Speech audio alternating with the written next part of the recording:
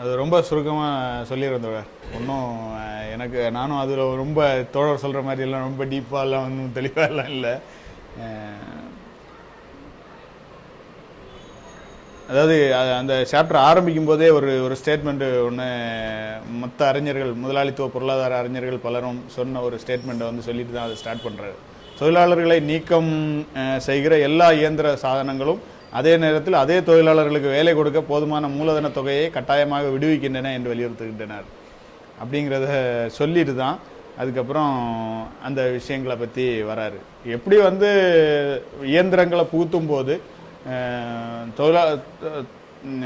ஒரு பக்கம் வந்து என்ன சொல்கிறாங்க அப்படின்னா, தொழிலாளர்களுடைய வாழ்வாதார சாதனங்கள், வாழ்வு சாதனங்கள், அத்தியாவசிய வாழ்வு சாதனங்கள் அவங்ககிட்டேருந்து விடுவிக்கப்படுகிறது அப்படிங்கிற மாதிரி ஒரு ஸ்டேட்மெண்ட்டு வந்து ஒரு பக்கம் சொல்கிறாங்க. ரெண்டாவது ஒன்று, அவங்க தொழிலாளர்கள் வந்து இந்த இயந்திரத்தினால வந்து வேலை இழப்பு ஏற்பட்டால் கூட அவர்கள் மீண்டும் வந்து இதே மாதிரி தொழில்கள் பெருகும்போது அந்த இடங்களில் இவங்க வந்து வேலைக்கு அமர்த்தப்படுவார்கள். இல்லைன்னா அவங்களுக்கு அந்த வேலைகள் பெருகும்போது ஆட்டோமேட்டிக்காக அந்த இடத்துல வந்து இதாகிடுவாங்க. அதனால வந்து இவங்களுக்கு வேலை இழப்புகள் என்பது ஏற்படாது. அந்த இழப்புகள் எல்லாம் மீட்டெடுக்கப்பட்டு அவங்க மீண்டும் மறுவாழ்வுக்கு ஆளாவாங்க அப்படிங்கிற மாதிரி வந்து அந்த ஸ்டேட்மெண்ட்டை வந்து அவங்க வந்து சொல்கிறாங்க. ஆனால் வந்து இதில் இவர் தோழர் வந்து என்ன சொல்கிறாருன்னா, இழப்பு ஏற்படும் போது ஒரு 50 தொழிலாளர்களை வந்து இது பண்ணும்போது அதிலிருந்து விடுவிக்கப்படக்கூடிய மூலதனம் வந்து மீண்டும் வந்து அதாவது மாறும் மூலதனத்தை தான் அதிகரிக்குது. மாறா மூலதனம் வந்து குறைஞ்சு போயிடுது. மொத்த உற்பத்தி துறையில் உற்பத்தி அதிகரிக்கிறது, உற்பத்தி வந்து மலிவாக்கப்படுகிறது. இந்த விஷயங்களை வந்து சொல்கிறாரு. இது வந்து சுருக்கமாக நான் புரிஞ்சுக்கிட்ட விஷயம். இப்போ அதில் வந்து மாறும் மூலதனம் மொத்த மூலதனத்தில் சரிபாதியாக இருப்பதற்கு பதில் கால்வாசியாகவே அந்த 592வது பக்கத்திலே கால்வாசியாகவே உள்ளது. இங்கே மூலதனத்தின் ஒரு பகுதி விடுவிக்கப்படுவதற்கு பதிலாக முடக்கப்படுகிறது அப்படின்னு சொல்லிட்டு அபிப்பிராயப்படுறாரு, சொல்றாரு. அது இனி உழைப்பு சக்திக்கு பரிவர்த்தனை செய்து கொள்வதற்கு இல்லை. மாறும் மூலதனம் மாறா மூலதனமாக மாற்றப்பட்டிருக்கிறது. மற்றவை மாறாதிருக்க 6000 பவுண்ட்ஸ் மூலதனத்தில் வருங்காலத்தில் 50 ஆட்களுக்கு மேல் வேலைக்கு அமர்த்த முடியாது. இயந்திர சாதனத்தில் மேம்பாடு ஏற்படும் போதெல்லாம் அந்த சாதனத்தில் வேலை செய்வோரின் தொகை குறையவே செய்யும். புதிதாக புகுத்தப்பட்ட இயந்திர சாதனத்தின் செலவு அதனால் நீக்கப்படும். உழைப்பு சக்திக்கும் கருவிகளுக்குமான செலவை விட குறைவாயிருந்தால், எடுத்துக்காட்டாக அவற்றுக்கு 1500 செலவாவதற்கு பதில் 1000 மட்டுமே செலவானது என்றால் 1000 மாறும் மூலதனம் மாறா மூலதனமாக மாற்றப்பட்டு முடக்கப்பட்டிருக்கும். சில வேளை இயந்திரம் வந்து விலை அதிகமாக இருந்து இந்த தொழிலாளர்களுக்கு கொடுக்கக்கூடிய அந்த இது வந்து குறைவாக இருந்தால் தொழிலாளர்களை தான் ப்ரிப்பேர் பண்ணியிருப்பாங்க, இதை விட அதிகமான தொழிலாளர்களை கொண்டு வந்திருப்பாங்க அப்படிங்கிறது வந்து அந்த இடத்துல சொல்கிறாரு. ஸோ எல்லாத்துலேயுமே அதில் ஒரு லாப நோக்கமும் உபரி மதிப்பை அதிகமாக உற்பத்தி செய்யக்கூடிய ஒரு ஏற்பாடு தான் அதில் வந்து மிதமிஞ்சி இருக்குங்கிறத வந்து தோலுரிச்சு காட்டுறாரு அந்த இடத்துல. அப்புறம் இன்னொரு இடத்துல வந்து மூலதனம் ஈடுபடுத்தப்பட வேண்டுமானால் இந்த 500 பவுண்டில் ஒரு பகுதி இப்போது மாறா மூலதனமாக மாற வேண்டும். இவ்வாறு மீதமுள்ள தொகையை உழைப்பு சக்திக்காக செலவிடுவதற்கென்று எஞ்சியுள்ளது அப்படின்னு சொல்லிட்டு அதுக்கடுத்தது வந்து எப்படியும் அடுத்த பரவாயில்ல எப்படியும் இயந்திர சாதனத்தின் நிர்மாணம் அதனை ஈடுபடுத்துவதால் நீக்கம் செய்யப்படுவோரை விட குறைவான ஆட்களுக்கே வேலை கொடுக்கிறது. அதுக்கு அதிகமான ஆட்களுக்கு வேலை கொடுக்கவில்லை என்பதை வந்து சுட்டி காட்டுறாரு. நீக்கம் செய்யப்பட்ட சமகால தொழிலாளர்கள் பெற்று வந்த கூலியை குறித்த தொகையான 1500 இப்போது இயந்திர சாதனத்தின் உருவில் பின்வருவனவற்றை குறிக்கிறது. அவ்வியந்திர சாதனத்தின் நிர்மாணத்தில் பயன்படுத்தப்பட்ட உற்பத்தி சாதனங்களின் மதிப்பு, அதன் நிர்மாணத்தில் வேலைக்கு அமர்த்தப்பட்ட இயந்திர கம்மியர்களின் கூலி, அவர்களது அதிபர் வசம் போகிற உபரி மதிப்பு, இது மூணும் வந்து முக்கியமான ஒரு அம்சமாக அதில் சொல்லப்படுது. ரெண்டாவது வந்து பார்த்தீங்கன்னா, அதிகரித்த தொகையிலான இயந்திர கம்மியர்களுக்கு இடையறாது வேலை தர வேண்டுமானால் ஒருவர் பின் ஒருவராக சமகால தயாரிப்பாளர்களை வந்து இயந்திரமயமாக்கலுக்கு மாற வேண்டும் அப்படிங்கிறது வந்து முக்கியமான தேவையாக அங்கே உருவெடுக்குது.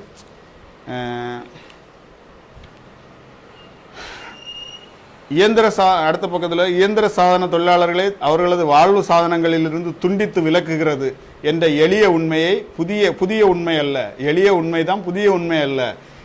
பொருளாதார தனிமொழியில் கூறும்போது இயந்திர சாதனம் தொழிலாளி வர்க்க வாழ்வு சாதனங்களை விடுவிக்கிறது அல்லது அந்த வாழ்வு சாதனங்களை அவரே வேலைக்கு அமர்த்துவதற்கான மூலதனமாக மாற்றுகிறது என்றாகிவிடுகிறது.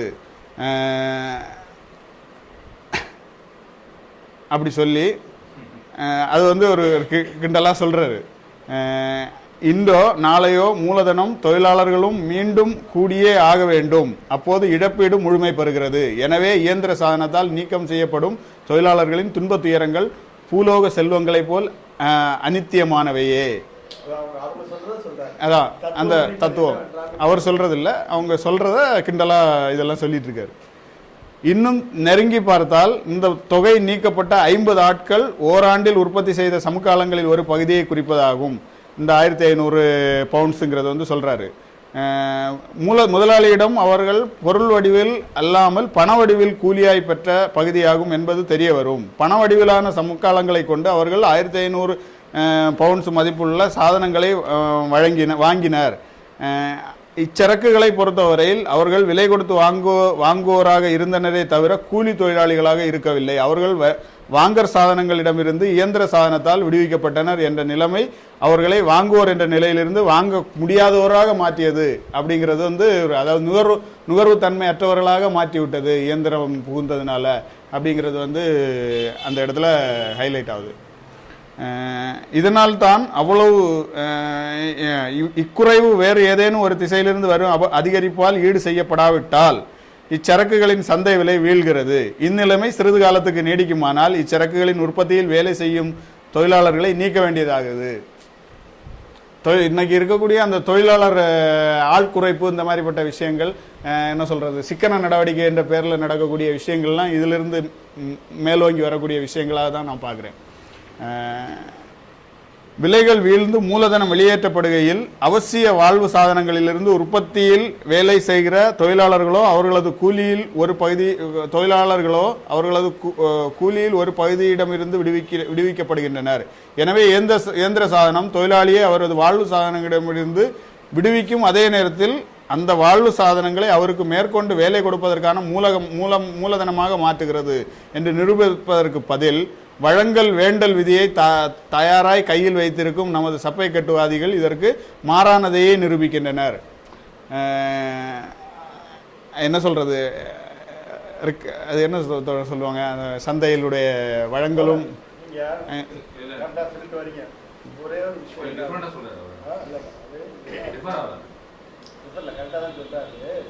ஒரு இதை வந்து பொதுவாக வந்து சொல்லுங்க. இப்போ இந்த தத்துவம்னு சொல்றாங்கல்ல, இழப்பீட்டு தத்துவம் அப்படின்னா என்ன?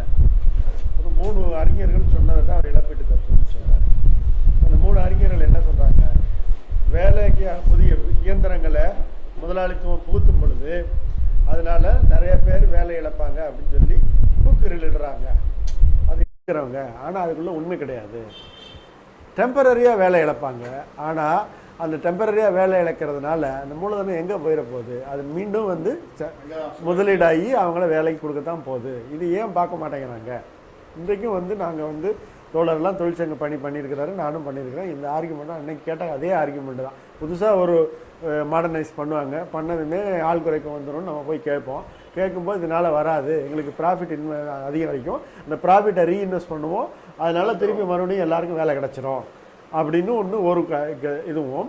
இன்னொரு பகுதியில் வந்து நீங்கள் இப்படி பார்க்குறீங்க, நான் இயந்திர சாதன உற்பத்தி செய்கிறான்ல அந்த இடத்துல தொழிலாளிக்கு வேலை கிடைக்கிது இல்லை. இப்போ நான் வாங்கிறதுனால தானே அது உற்பத்தி ஆகுது.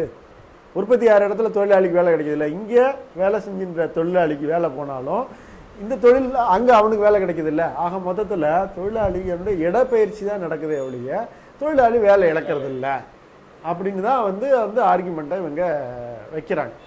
ஸோ வைக்கும்போது மார்க்ஸ் வந்து மேம்போக்காக பார்க்கும்போது கரெக்டாக இருக்குது, உள்ளே நீங்கள் இறங்கி பாருங்கள் அப்படின்னு சொல்லி தான் அவர் வந்து இந்த ஆர்குமெண்ட்டுக்கு பதில் ஆர்குமெண்ட் வைக்கிறார்.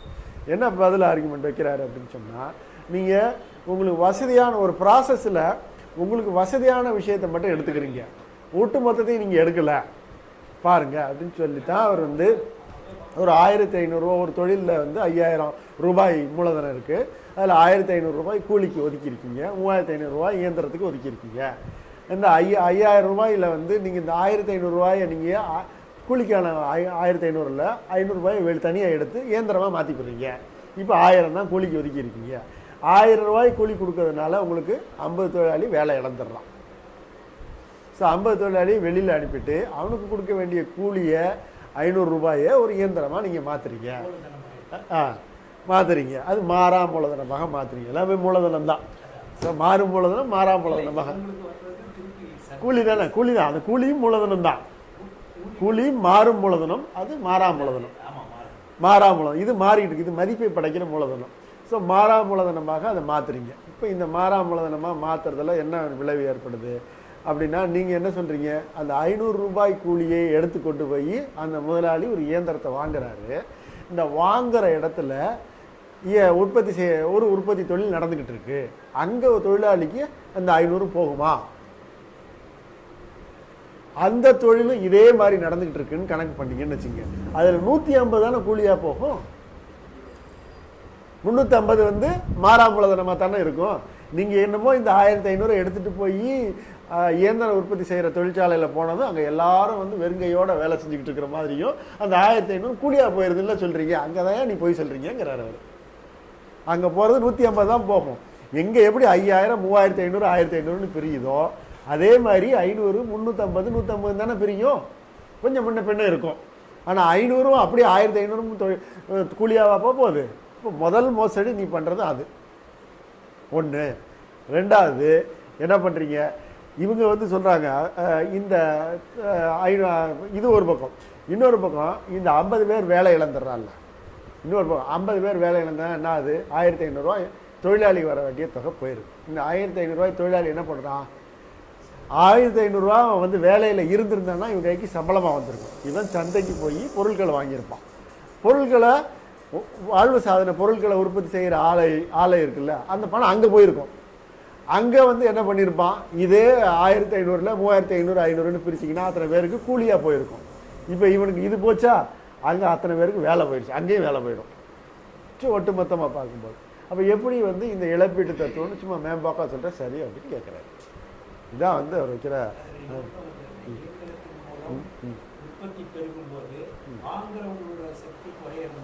அதைத்தான் வாங்குறவங்க சக்தி குறையுதுங்கிறது இந்த ஆப்சண்ட். அதில் 1500 ரூபாய் தொழிலாளி வேலை இழந்துடுறான். அவனுக்கு கூலி வராது, அவனுக்கு வாங்கு சக்தி இல்லை. வாங்கு சக்தி இல்லைன்னா மார்க்கெட்டில் 1500 ரூபா போயிடுது. வாழ்வு சாதனங்கள் சந்தையில் 1500 ரூபாய் காணாமல் போகிறது. அந்த 1500 ரூபாய் காணாமல் போனால் 1500 ரூபாய் வாழ்வு சாதன மார்க்கெட்டில் போகிற காணாமல் போன தொகை என்பது வாழ்வு சாதன உற்பத்தியாளர்கள்கிட்ட போக வேண்டிய தொகை. அது அந்த தொழிலாளிக்கு கூலிக்கு போக வேண்டிய தொகையும் போயிடுது. அங்கேயும் வேலை இழக்கிறான். 2 இடத்துல வேலை இழக்கிறான். ஆக நீ சொல்கிறத வச்சு பார்க்கும்போது அதுதான் இந்த இடத்துல சொல்றாரு பாருங்க, வாழ்வு சாதனங்கள் அவருக்கு மேற்கொண்டு வேலை கொடுப்பதற்கான மூலதனமாக மாற்றுகிறது என்று நிரூபிப்பதற்கு பதில் வழங்கல் வேண்டல் விதியை தயாராய் கையில் வைத்திருக்கும் நமது சப்பை கட்டுவாதிகள் இதற்கு மாறானதையே நிரூபிக்கின்றனர். அவன் என்ன வந்து சப்ளை டிமாண்டுன்னு ஒரு இது இருக்குல்ல, சப்ளை இன்க்ரீஸ் ஆச்சுன்னா உங்களுக்கு வந்து பொருட்கள் விலை இறங்கும், டிமாண்ட் இன்க்ரீஸ் ஆச்சுன்னா பொருள் ஏறும். இப்போ வந்து உங்களுக்கு வந்து இது வந்து இவங்க என்ன சொல்கிறாங்க, உற்பத்தி வந்து இயந்திர சாதனம் மூலமாக உற்பத்தி செய்யும் போது அதிக உற்பத்தி நடைபெறுவதால் சப்ளை வந்து அதிகரிக்கும். அதனால் விலை மலியும். இந்த விலை மலியதுனால தொழிலாளிக்கு வந்து லாபம் தானே. முன்னாடி 100 ரூபா சம்பளம் வாங்கிட்டு இருந்தவன் அவன் வாழ்வு சாதனங்களுடைய மதிப்பு வந்து 100 ரூபாய்க்கு வாங்கிட்டு இருந்தான். இப்போ இயந்திர சாதனம் மூலமாக வந்து அதே சாதனங்கள் விலை மலிஞ்சதுனால அவனுக்கு வந்து குறையுதில்லை அப்படின்னு சொல்கிறாங்க. அப்படி ஒரு ஆர்குமெண்ட்டை அவன் வைக்கிறான். அது சரிதான். ஆனால் அது என்ன நடக்குது பாருங்கள், நீங்கள் வந்து சப்ளை டிமாண்டை வச்சு நீங்கள் பேசுகிறல்ல, அந்த வேண்டல் வழங்கல் விதி அது என்ன செய்யுது, வேலை இழப்பு இல்லைன்னு நிரூபிக்கிறதுக்கு பதிலாக வேலை இழப்பு ஏற்பட்டிருக்குங்கிறத நிரூபிக்குது பாரியா அப்படின்னு சொல்லி சொல்கிறாரு. கரெக்டுங்களா? ஸோ கொஞ்சம் நீங்கள் சொல்லுங்கள், அப்போ தான் நான் கரெக்ட் பண்ண முடியும் நீங்கள் சொல்லும்போது. அதாவது இயந்திர சாதனம் புகுத்தப்படுகிற உற்பத்தி கிளையில் மட்டுமல்லாமல் புகுத்தப்பட்ட கிளைகளிலும் தொழிலாளர்களை வேலை இழக்க செய்து தெருவில் நிறுத்துகிறது என்பதை அது நிரூபிக்கிறது. அதுதான் கன்க்ளூஷன். நான் அதை சொல்ல வந்தேன். மார்க் பண்ணி வச்சிருக்கேன். தப்பா சொல்லிட்டேன் நான். கொஞ்சம் அவசரம். இல்லை இல்லை கரெக்டு இல்லை நீங்கள் அவசரப்படக்கூடாது. இல்லை நீங்க உங்க வாயில வந்தா தான் correct. அதிலே பார்த்தீங்க அப்படின்னா அவர்களுக்கு வாழ்வு சாதனங்களுக்கும் இடையிலான பிணைப்பு புதுப்பிக்கப்பட்டால் முதலீட்டை நாடிக்கொண்டிருக்கும் புதிய கூடுதலான மூலதனத்தை கொண்டு வந்து இது நிகழ்கிறதே தவிர முன்னதாக அவர்களுக்கு வேலை கொடுத்து பின்னர் இயந்திர சாதனமாக மாற்றப்பட்டு மூலதனத்தை கொண்டு அல்லவே அல்ல அப்படிங்கிறத ஒரு கீழே ஒரு ஸ்டேட்மெண்ட் இருக்கு. அதாவது எந்த தொழில் கிளையிலும் வேலையிலிருந்து வெளியேற்றப்படும் தொழிலாளர்கள் வேறு எந்த ஒரு கிளையிலும் நீங்கள் சொன்னது தான் கிளையிலும் வேலை தேடலாம் என்பது மெய்தான். அவர்களுக்கு அது கிடைத்து இவ்வாறு அவர்களுக்கு அதிக வாழ்வு சாதனங்களுக்கும் இடையிலான பிணைப்பு புதுப்பிக்கப்பட்டால் முதலீட்டை நாடிக்கொண்டிருக்கும் புதிய கூடுதலான மூலதனத்தை கொண்டு இது நிகழ்கிறதே தவிர முன்னதாக அவர்களுக்கு வேலை கொடுத்து பின்னர் இயந்திர சாதனமாக மாற்றப்பட்ட மூலதனத்தை கொண்டு அல்லவே அல்ல.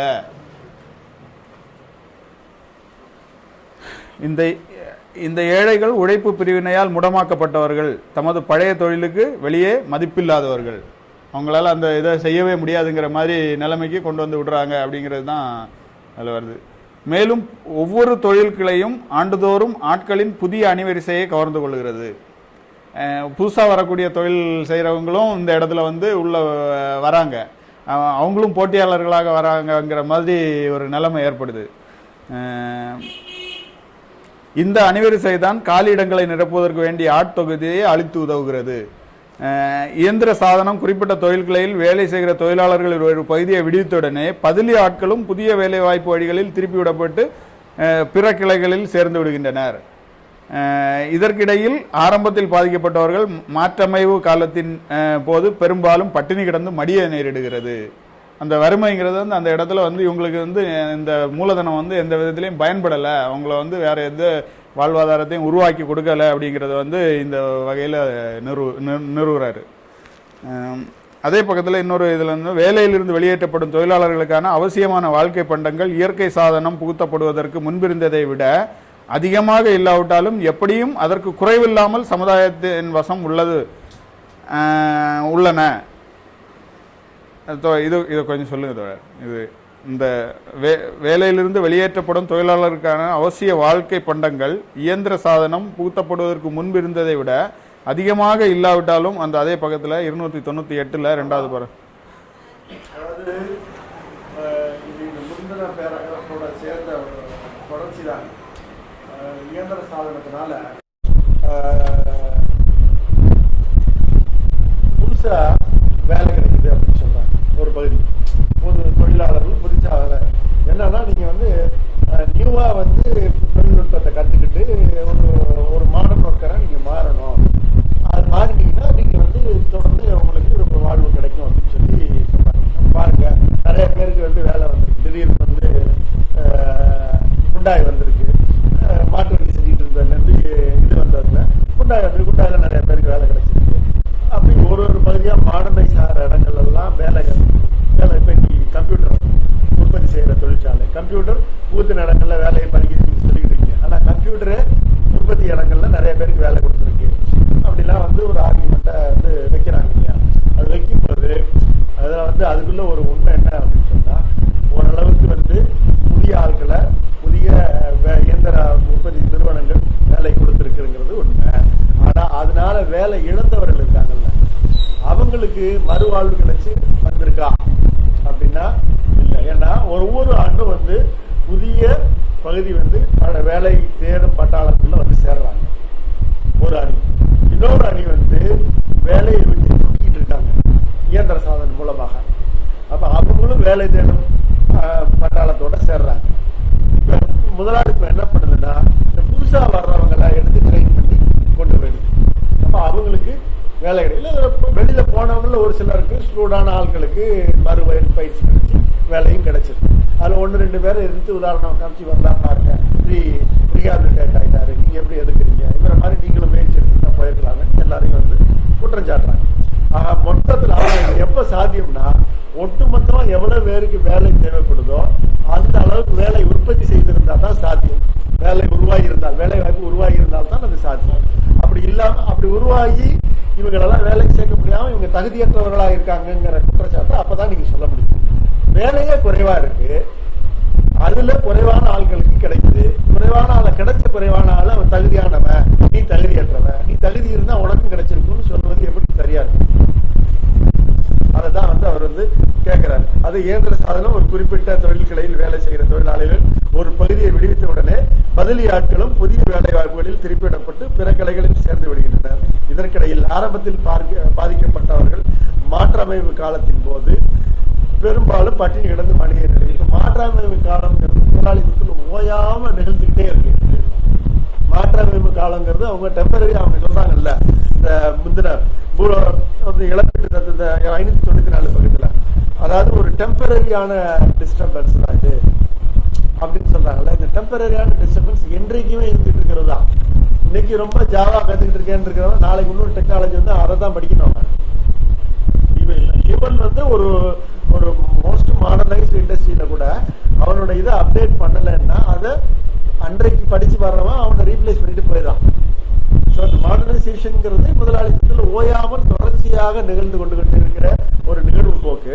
அதுல ஏற்கனவே வேலை செஞ்சு எக்ஸ்பீரியன்ஸ் ஆனவன் பாதிக்கப்பட்டு மடிய நேருங்கிறது தவிர்க்க முடியாத ஒரு அம்சம். அதுக்கு அடிப்படை காரணம் எவ்வளவு வேலை உற்பத்தி ஆகுதுங்கிறத ஆகுறத விட வேலைக்கு தகுதியானவர்கள் வேலை தேடுகிறவர்கள் எண்ணிக்கை அதிகரிச்சு அதை விட ஜாஸ்தியா இருக்கிறனாலதான் இது ஆனா ஒட்டுமொத்தமா பாத்தீங்கன்னு வச்சுக்கிறேன், இன்றைக்கு 1000 பேர் வேலை தேடி வராங்க, நாளைக்கு 1500 பேர் வேலை தேடுறாங்க. இன்னைக்கு 1000 பேர் வேலை தேடி வரும்போது 800 பேருக்கு தான் வேலை கொடுக்க முடியுது. நாளைக்கு 1500 பேருக்கு வேலை தேடி வரும்போது 1200 பேருக்கு வேலை கொடுக்க முடியுதுன்னு வச்சுக்கலேன். இப்ப நீங்க என்ன சொல்றீங்க, 800 பேர்ல இருந்து 1200 பேருக்கு வேலை வாய்ப்பு உயர்ந்து இருக்கிறதுன்னு சொல்றீங்க. ஆனா வேலை தேடுகிறவர்கள் 1000 1500 இருந்ததை நீங்க பேச மாட்டேங்க. அப்ப வேலை இல்லாமல் வேலை தேடி வேலை கிடைக்காதவர்கள் எண்ணிக்கை 200 இருந்து 300 உயர்ந்திருக்கு. 800 1000 1200 1500 அப்படின்னு பார்க்கும்போது 200 இருந்து 300 போயிருச்சு. அந்த பகுதியை பேச மாட்டேங்கிறாங்க. 800 இருந்து 1200 உயர்ந்தது மட்டும் வளர்ச்சி. முதலாளித்துவம் வளர்ச்சி அடைஞ்சுக்கிட்டே தான் இருக்கு. இன்னைக்கு 800 பேருக்கு வேலை கொடுத்த முதலாளித்துவம் நாளைக்கு 1200 பேருக்கு வேலை கொடுக்கும். அது உண்மைதான், அது இல்லை நம்ம மறுக்கவே முடியாது. முதலாளித்துவ வளர்ச்சியே இல்லை நம்ம என்னைக்குமே சொல்லக்கூடாது. வளர்ச்சி இருந்துகிட்டே இருக்கு. ஆனால் அந்த வளர்ச்சி உங்களுக்கு என்ன தேவையோ அதை இட்டு நிரப்புற மாதிரியான வளர்ச்சியா இருக்கா அப்படின்னா அது இல்லை. இது ஒரு பக்கம். இன்னொரு பக்கம் தொழிலாளி வர்க்கத்தை வேலை இழக்கிறவங்கள அவங்க வாழ்வு சாதனத்துல இருந்து விடுவிக்கிறாங்கல்ல, விடுவிக்கப்படுறாங்க. அப்படிதான் நம்ம எடுக்க முடியும். அவனுக்கு சம்பளம் கொடுக்கலன்னா அவனுக்கு வாழ்வு சாதனம் இல்லை. அந்த வாழ்வு சாதனத்துல இருந்து அவனை டிட்டாச் பண்றாங்கன்னு இன்டைரக்டான மீனிங், அது டைரக்டான மீனிங்கா கூட சொல்லலாம். சம்பளம் கொடுக்காம போனா வாழ்வு சாதனங்கள்ல இருந்து விடுவிக்கப்படுறீங்க. வாழ்வு சாதனத்துல இருந்து விடுவிக்கப்படுறீங்க. ஆனா வாழ்வு சாதனங்கள் உற்பத்தி நடைபெறாம இருக்குதா? வாழ்வு சாதனங்கள் உற்பத்தி நடைபெற்றுக் கொண்டே இருக்கு. ஆனா வாழ்வு சாதனங்கள் சந்தையில் இருக்கு. அந்த எக்ஸ்சேஞ்ச் ப்ராசஸ் தான் நின்று போயிடுது. இவனை வேலையை விட்டு நீக்கும் போது அந்த எக்ஸ்சேஞ்ச் ப்ராசஸ் நின்று, அதோட கான்சிக்வென்ட் எஃபெக்ட் என்ன, அதுவும் ஸ்டாப் பண்ண வேண்டியிருக்கும். பட் உங்களுக்கு இந்த இயந்திர சாதனம் பூத்தும் போது என்ன ப்ராசஸ் செட் பண்ணுது அப்படின்னு சொன்னா வாழ்வு சாதனங்கள்ல இருந்து விடுவிக்குதுங்கிற முதல் ஸ்டெப் அது நடக்குது. அப்ப பார்க்கும்போதுதான் வேலையிலிருந்து வெளியேற்றப்படும் தொழிலாளருக்கான அவசிய வாழ்வு பண்ணங்கள் இயந்திர சாதனம் பூர்த்தப்படுவதற்கு முன்பு இருந்ததை விட அதிகமாக இல்லாவிட்டாலும் எப்படியேனும் அதற்கு குறைவில்லாத அளவில் சமுதாயத்தில் இருக்கத்தான் செய்யுது. அதுதான் சொல்றாரு. வருடாந்திர உற்பத்தியில் தொழிலாளர் அல்லாததால் விழுங்கப்படும் பெரும் பங்கை கணக்கில் எடுக்காமலே இந்நிலை. நமது சப்பைக்காட்டுவாதிகள் நம்பி இருப்பது இதைத்தான். இயந்திர சாதனத்தின் முதலாளித்துவ பிரயோகத்திலிருந்து பிரிக்க முடியாதவையான முரண்பாடுகளும் பகை நிலைமைகளும் பிறப்பதற்கு இயந்திர சாதனம் அதன் அளவில் காரணம் என்று, அவற்றின் முதலாளித்துவ பிரயோகமே காரணம் என்பதை வைத்து அம்முரண்பாடுகளையும் பகல் நிலைமையும் நிலவவில்லை என்று அவர்கள் கூறிவிடுகின்றனர். இந்த ரெண்டு பக்கம் கத்துக்க வேண்டியிருக்கு. இயந்திர சாதனத்தை எதுக்குறவங்க அது என்ன செய்யணும், இயந்திரத்தை எதுக்கக்கூடாது, இயந்திர சாதனத்தை முதலாளித்துவ பிரயோகத்தினை தான் எதுக்கணும். அப்படி புரிஞ்சுக்கிட்டாதான் நீங்க இதுல எந்த காம்ப்ரமைஸ், ஒரு தொழிற்சங்கத்துல நம்ம காம்ப்ரமைஸ் பண்ண வேண்டியிருக்கும், எந்த லெவல்ல காம்ப்ரமைஸ் பண்ணிக்கணுங்கிறத ஒரு பெரிய ப்ராசஸ், முதலாளித்துவ ப்ராசஸ். அதை ரீப்ளேஸ் பண்ணாம நீங்க சொல்யூஷனே காண முடியாது. பட் நம்ம ஒரு தொழிலாளர்களை ஆர்கனைஸ் பண்ணி இந்த மாதிரி ஒரு பிரச்சனையை எடுத்து கொண்டு போய் அவங்க எஜுகேட் பண்றது இதை பார்க்கும் பொழுது, நீங்க ஏதாவது ஒரு இடத்துல ஒரு சமரசம் பண்ணும்போது தொழிலாளர்களை எதை வச்சு அரௌஸ் பண்ணி கொண்டு போறீங்க, இயந்திரம் வேலையை பறிக்குதுன்னு சொல்றீங்க. அதோட சேர்த்து இயந்திரம் இல்லை, இயந்திர சாதனத்தினுடைய முதலாளித்துவ பிரயோகம் தான் வேலையை பறிக்குது. நீங்க உணர்த்துனீங்கன்னா அது உங்க பொலிட்டிக்கல் சக்சஸ். இல்லைன்னா நீங்க திருப்பி திருப்பி சுத்தி வரும் இயந்திரத்தோட பாரு, அப்புறம் இந்த தொழிற்சங்க தலைவர் லாய்க்கில் பாரு, இவனால தடுத்து நிறுத்த முடியல பாரு அப்படின்னு சொல்லி வந்து நிற்கும். இதை வந்து அழகா வந்து அவர் அட்டகாசமா சொல்லியிருக்காரு இந்த இடத்துல. இயந்திர சாதனம் அதன் அளவில் காரணம் என்று, அதன் முதலாளித்துவ பிரேமே காரணம் என்பதை வைத்து முரண்பாடுகளும் பகை நிலைமைகளும் நிலவவில்லை என்று அவர்கள் கூறிவிடுகின்றனர். இயந்திர சாதனத்தினால ஒரு முரண்பாடும் பகை நிலைமையும் இருக்கு இல்லைன்னு அவங்க சொல்றாங்க.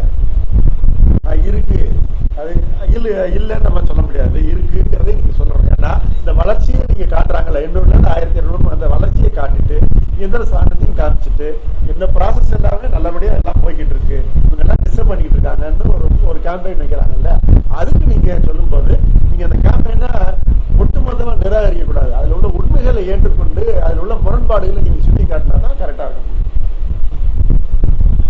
கண்டிப்பா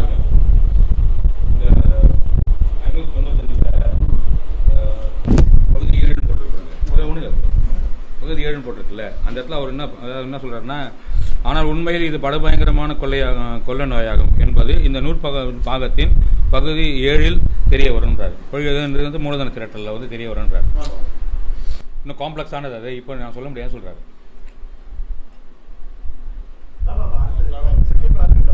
செகண்ட் புக்லயே அதுல வருது. அடுத்தது இயந்திர சாதனம் அதன் அளவில் அந்த இயந்திரங்கள் எந்த மாதிரியான பிஹேவியரை செய்யுது அப்படிங்கிறத வந்து அதனுடைய கதாபாத்திரம் என்னங்கிறது வந்து கொஞ்சம் சுருக்கமாக ஒரு இடத்துல சொல்றாரு. இயந்திர சாதனம் அதன் அளவில் உழைப்பு நேரத்தை குறைக்கிறது, ஆனால் மூலதனத்துக்கு பணி செய்யும் போது உழைப்பு நேரத்தை நீட்டுகிறதுங்கிறாரு. அது மாதிரி அதன் அளவில் உழைப்பை இலகுவாக்குறது, ஆனால் மூலதனத்தால் ஈடுபடுத்தப்படும் போது உழைப்பின் மும்முரத்தை உயர்த்துகிறது. பரபரப்பாக செய்கிறது, நிறைய உற்பத்தியை செய்கிறது. அதன் அளவில் இயற்கை சக்திகள் மீது மனிதன் கண்ட வெற்றியாக திகழ்கிறது, ஆனால் மூலதனத்தின் கையில் இருக்கையில் மனிதனை அச்சக்திகளின் அடிமையாக்குகிறது. அதன் அளவில் உற்பத்தியாளர்களின் செல்வத்தை அதிகமாக்குகிறது, ஆனால் மூலதனத்தின் கையில் இருக்கையில் அவர்களை வக்கற்றவர்களாக்குகிறது. அப்படிங்கிற அந்த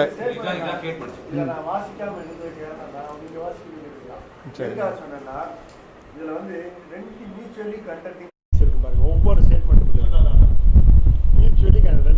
இது இல்லாம அது இல்ல, அது இல்லாம இது இல்ல. உண்மை சொன்னா இந்த ஸ்டேட்மெண்ட் இவ்வளவு நான் மார்க் பண்ணி தான் வச்சிருக்கேன். அதெல்லாம் படிக்கும்போது உண்மையிலே ரசிச்சு தான் படிச்சேன். ஆனா இந்த ஆளு கொடுக்குறாரு பாருங்க, இயந்திர சாதனம் நீங்க எடுத்துட்டீங்கன்னா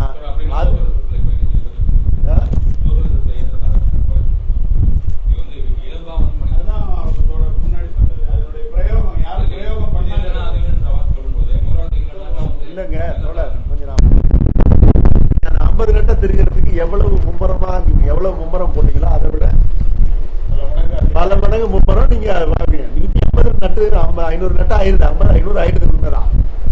அது வந்து இலகுவா இன்ஜினே பண்ணிட்டு போயிருது. நீங்க என்ன பண்ணிக்கிட்டு இருக்கேன்னா சொல்றாங்க. ஆனா நீங்க அதை ஃபீட் பண்றீங்களா, ஃபீட் பண்ணும்போது உங்களுடைய மும்பரம் இருக்குல்ல, உங்களுடைய பிரெயினும் இதுவும் ஆக்ட் ஆகுது, அதிகரிக்குது. ஸோ வேலையை வந்து அது இலகுவாக்குது, விலகும் ஆக்குது, மும்பரமும் ஆக்குது. Mutually conducting things. இலகு மும்பரம் ரெண்டு ஆப்போசிட்டான விஷயம், ரெண்டுமே அதுக்குள்ள இருக்கு இயந்திர சாதனத்துக்குள்ள. எளிதாக அதே மாதிரி உழைப்பு நேரத்தை குறைப்பது, கூட்டுவது, ரெண்டுமே மியூச்சுவலி கண்டக்டிங். இது இருந்தா அது இருக்காது, அது இருந்தா இருக்காது. ஆனா ரெண்டுமே அதுக்குள்ளேயே அடங்கி இருக்கு பாருங்க. இயந்திர சாதனத்தை கொண்டு வரும் முதலாளித்துவ. அதே மாதிரி மூணாவது பாருங்க, இயற்கை சக்திகள் மீது மூலதனத்தால் ஈடுபடுத்தப்படும் போது அதனளவில் இயற்கை சக்திகள் மீது மனிதன் கண்ட வெற்றியாக திகழ்கிறது, ஆனால் மூலதனத்தின் கையில் இருக்கையில் அச்சக்திகளை அடிமையாக்குகிறது. ஒன்று வந்து வெற்றி கண்டு ஆளுமையை கொண்டு வருது, இன்னொரு பக்கம் அடிமை. இது ரெண்டுமே மியூச்சுவலி கண்டக்டிங் திங்ஸ். ஸோ அடுத்தது பாருங்க, செல்வத்தை அதிகமாக முதலாளித்துவம் நிச்சயமா செல்வத்தை அதிகமாகத்தான் செய்யுது, ஆனா அது மக்களை வக்கற்றவர்கள், செல்வமும் வக்கற்ற உழைப்பாளிகளை வக்கற்றாங்க. மியூச்சுவலி ரெண்டுமே கண்டக்டிங் ஆப்போசிட்டான விஷயங்கள் வந்து எப்படி அவர் வந்து எப்படி உன்னிப்பா உள்ள விஷயங்களை பார்க்கறாரு.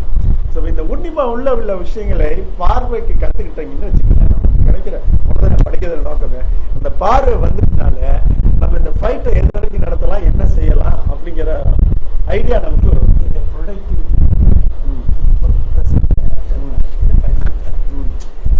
அது நிறைய டீல் பண்ணியிருக்காரு ப்ரொடக்டிவிட்டி பற்றி, இன்னும் பின்னாடி வரும்.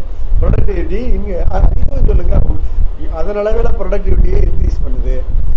ஆனா அந்த ப்ரொடக்டிவிட்டினால அதனுடைய ப்ரொடக்டிவிட்டி இன்க்ரீஸ் பண்ணுது. அதனுடைய ப்ரொடக்டிவிட்டியோட பலன் வந்து அவனுக்கு கிடைக்காது. ப்ரொடக்டிவிட்டியோட பலன் என்ன? விளைவுகள் குறைவதனால அவனுடைய வாழ்வு சாதனையுடைய விளைவு குறையும். குறைஞ்ச அவனுடைய உழைப்பு நேரம் குறையணும். அதான ப்ரொடக்டிவிட்டி அதுதான் முதல் ஸ்டேட்மெண்ட்லயே வச்சுட்டாரு. முதல் ஸ்டேட்மெண்ட்லயே வச்சதுக்கு அர்த்தம் அதுதான். ப்ரொடக்டிவிட்டி இன்க்ரீஸ் பண்ணுது. இன்க்ரீஸ் பண்ணி விலையை மலிவாக்குது. விலையை மலிவாக்குறதுனால வாழ்வு சாதனைகளுடைய செலவழிக்க வேண்டிய எண்ணிக்கை தொகை வந்து அவனுக்கு குறையுது. அதன் மூலமாக அவனுடைய அவசிய வேலை நேரம் குறையுது. ஆனா உழைப்பு நேரம் குறையுதா?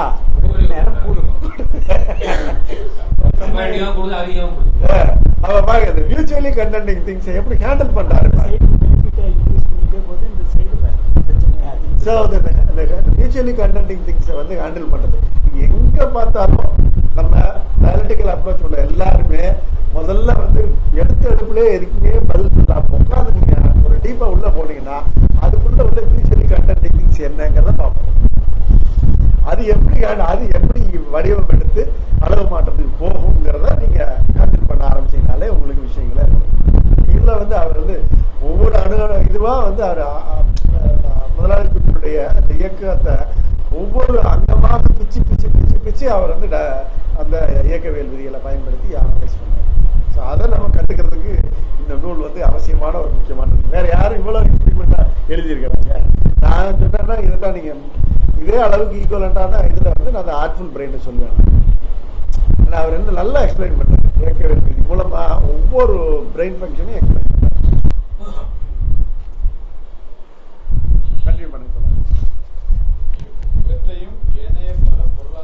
பல நிலைமைகளையும் வைத்து முதலாளித்துவ பொருளாதார அறிஞர் இந்த முரண்பாடுகள் எல்லாம் யதார்த்தத்தின் நிழல்களை தவிர யதார்த்தம் அல்ல, உள்ளபடியாகவோ தத்துவமாகவோ நிலவுகிறவை அல்ல என்பது நிதர்சனமாய் தெரிவதாக அசங்காமல் சொல்லுகிறார்.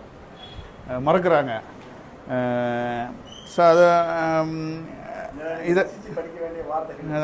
அதான் இதற்கு மேல் மண்டையை உடைத்துக் கொள்ள தேவையில்லை என்கிறார். அப்படின்னு சொல்லிட்டு அதுக்கப்புறம் வந்து இயந்திர சாதனத்தின் முதலாளித்துவ பிரயோகத்துக்கு எதிராக அன்றி இயந்திர சாதனத்துக்கு எதிராகவே தர்க்கம் புரியும் அளவுக்கு மூடனாய் இருப்பதாக பாவித்து கொண்டு பேசுகிறார். இயந்திரத்துக்கு எதிராக தான் பேசுகிறாங்க அப்படின்ற மாதிரி எதிர்வாதம் செய்கிறாங்க அப்படிங்கிறது சொல்கிறாரு. அதுக்கப்புறம் வந்து கடைசியாக வந்து இயந்திர சாதனத்தின் முதலாளித்துவ பிரயோகம் பற்றிய உண்மை நிலவரங்களை அம்பலப்படுத்துகிறவர் எவரும் எவ்வகையான இயந்திர சாதன பிரயோகத்தையும் எதிர்ப்பவராம், சமுதாய முன்னேற்றத்தின் எதிரியாம், அப்படி அது மாதிரி சித்தரிக்கிறாங்க அப்படிங்கிறத வந்து ஒரு கத்தியை உதாரணமாக சொல்லி சொல்கிறாங்க. கத்தியை வந்து கொல்றதுக்கு யூஸ் பண்ணலாம்,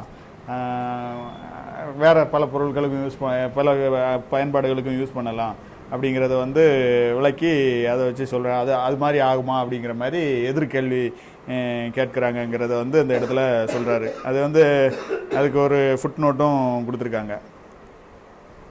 நூற்பியலின் தத்தியத்தை நூற்பியந்திரத்தை கண்டுபிடித்தவர் இந்தியாவை பாழாக்கி விட்டார். ஆயினும் அதுக்கு ஏதாவது கதை இருக்காதோட அதுக்கு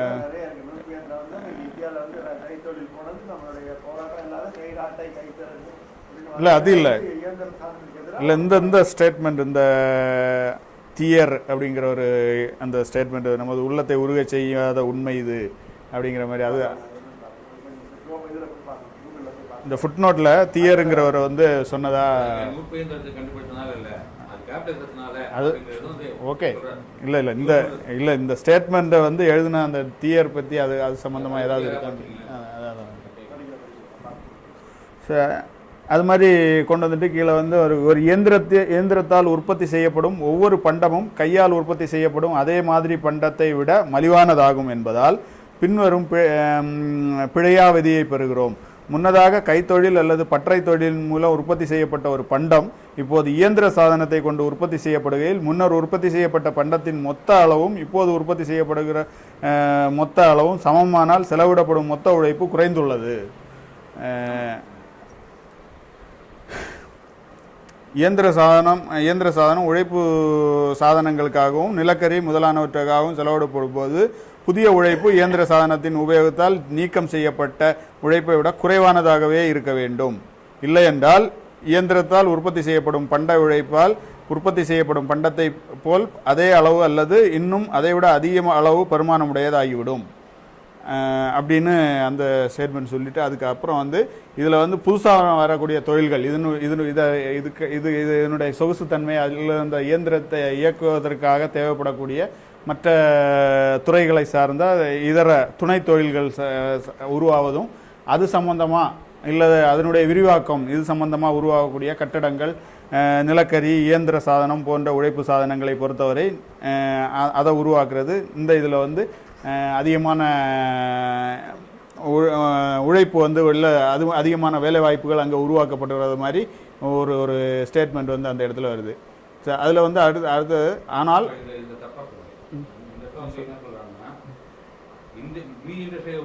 உழைப்பு சாதனங்களை பொறுத்தவரை நிலைமை வேறு அப்படின்னு சொல்லிட்டு அவற்றின் உற்பத்திக்கு வேண்டியுள்ள கூடுதல் உழைப்பு அதிகரிக்க முடிவதற்குள்ள வரம்பு இயந்திரத்தால் செய்யப்படும் பண்டத்தின் அளவுக்கும் இல்லை நான் சொல்லிடுறேன். அது இதில் வந்து என்னென்னா இது ஒரு ஸ்டேட்மெண்ட்டு. அதுக்கப்புறம் வந்து இந்த கச்சா பொருட்கள் அந்த என்ன சொல்கிறது 100 கஜம் ஒரு லட்சம் இது கஜம் வந்து துணி நெய்வதற்கு தேவையான உழைப்பு சக்தி வந்து அதே உழைப்பு சக்தியை பயன்படுத்தி இயந்திரங்களினுடைய துணையில் 40,000 4 லட்சமாக உயர்றது அதை சொல்லிட்டு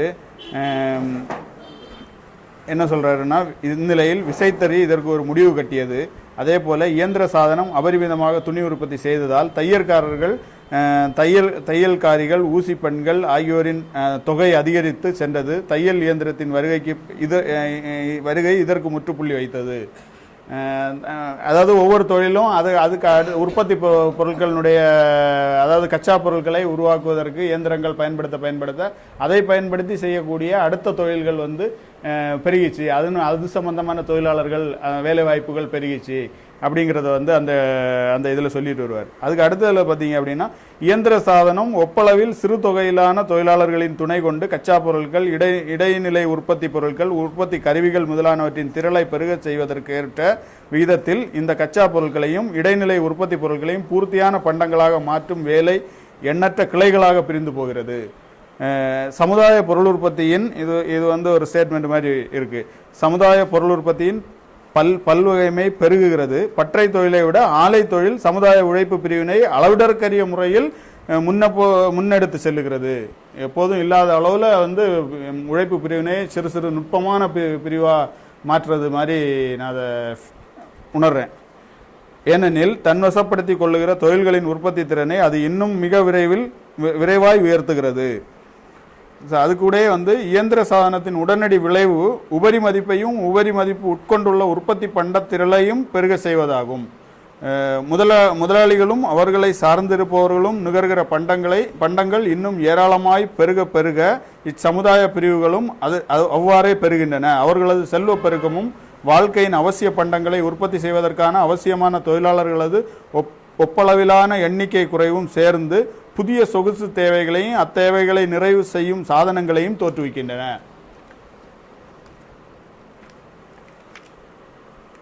இந்த உபரி உற்பத்தியில் முன்னிலும் பெரிய பகுதி மேலும் செப்பம் செய்யப்பட்டு பல்வேறுபட்ட உருவங்களில் நுகர்வுக்காக வழங்கப்படுகிறது. வேறு விதமாக சொன்னால் சொகுசு பண்டங்களின் உற்பத்தி அதிகரிக்கிறது. இந்த வரையிலும் வந்து சொல்லி கீழே ஒரு ஃபுட் நோட் அதுக்கு வந்து கொடுத்துருக்காரு 622. இங்கிலாந்தில் தொழிலாளி வர்க்கத்தின் நிலைமை என்ற நூலில் பி எங்கல்ஸ் இது சொகுசு பண்டங்களின் உற்பத்தி செய்கிற ஏராளமானோரின் அவல நிலையை சுட்டி காட்டுகிறார். குழந்தை உழைப்பு ஆணையத்தின் அறிக்கைகளிலும் மிக பல உதாரணங்களை பார்க்கலாம் அப்படிங்கிற மாதிரி அதில் வந்து முடிச்சிருக்காங்க.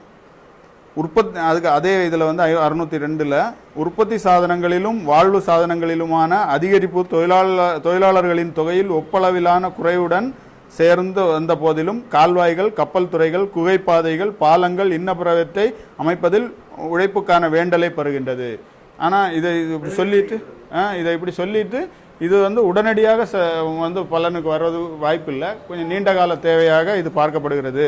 அப்படிங்கிறது வந்து இந்த புதிய தொழில்கள் வந்து உருவாகக்கூடிய அடிப்படை கட்டுமானங்கள் என்ற அடிப்படையில் இதை சொல்கிறாங்க.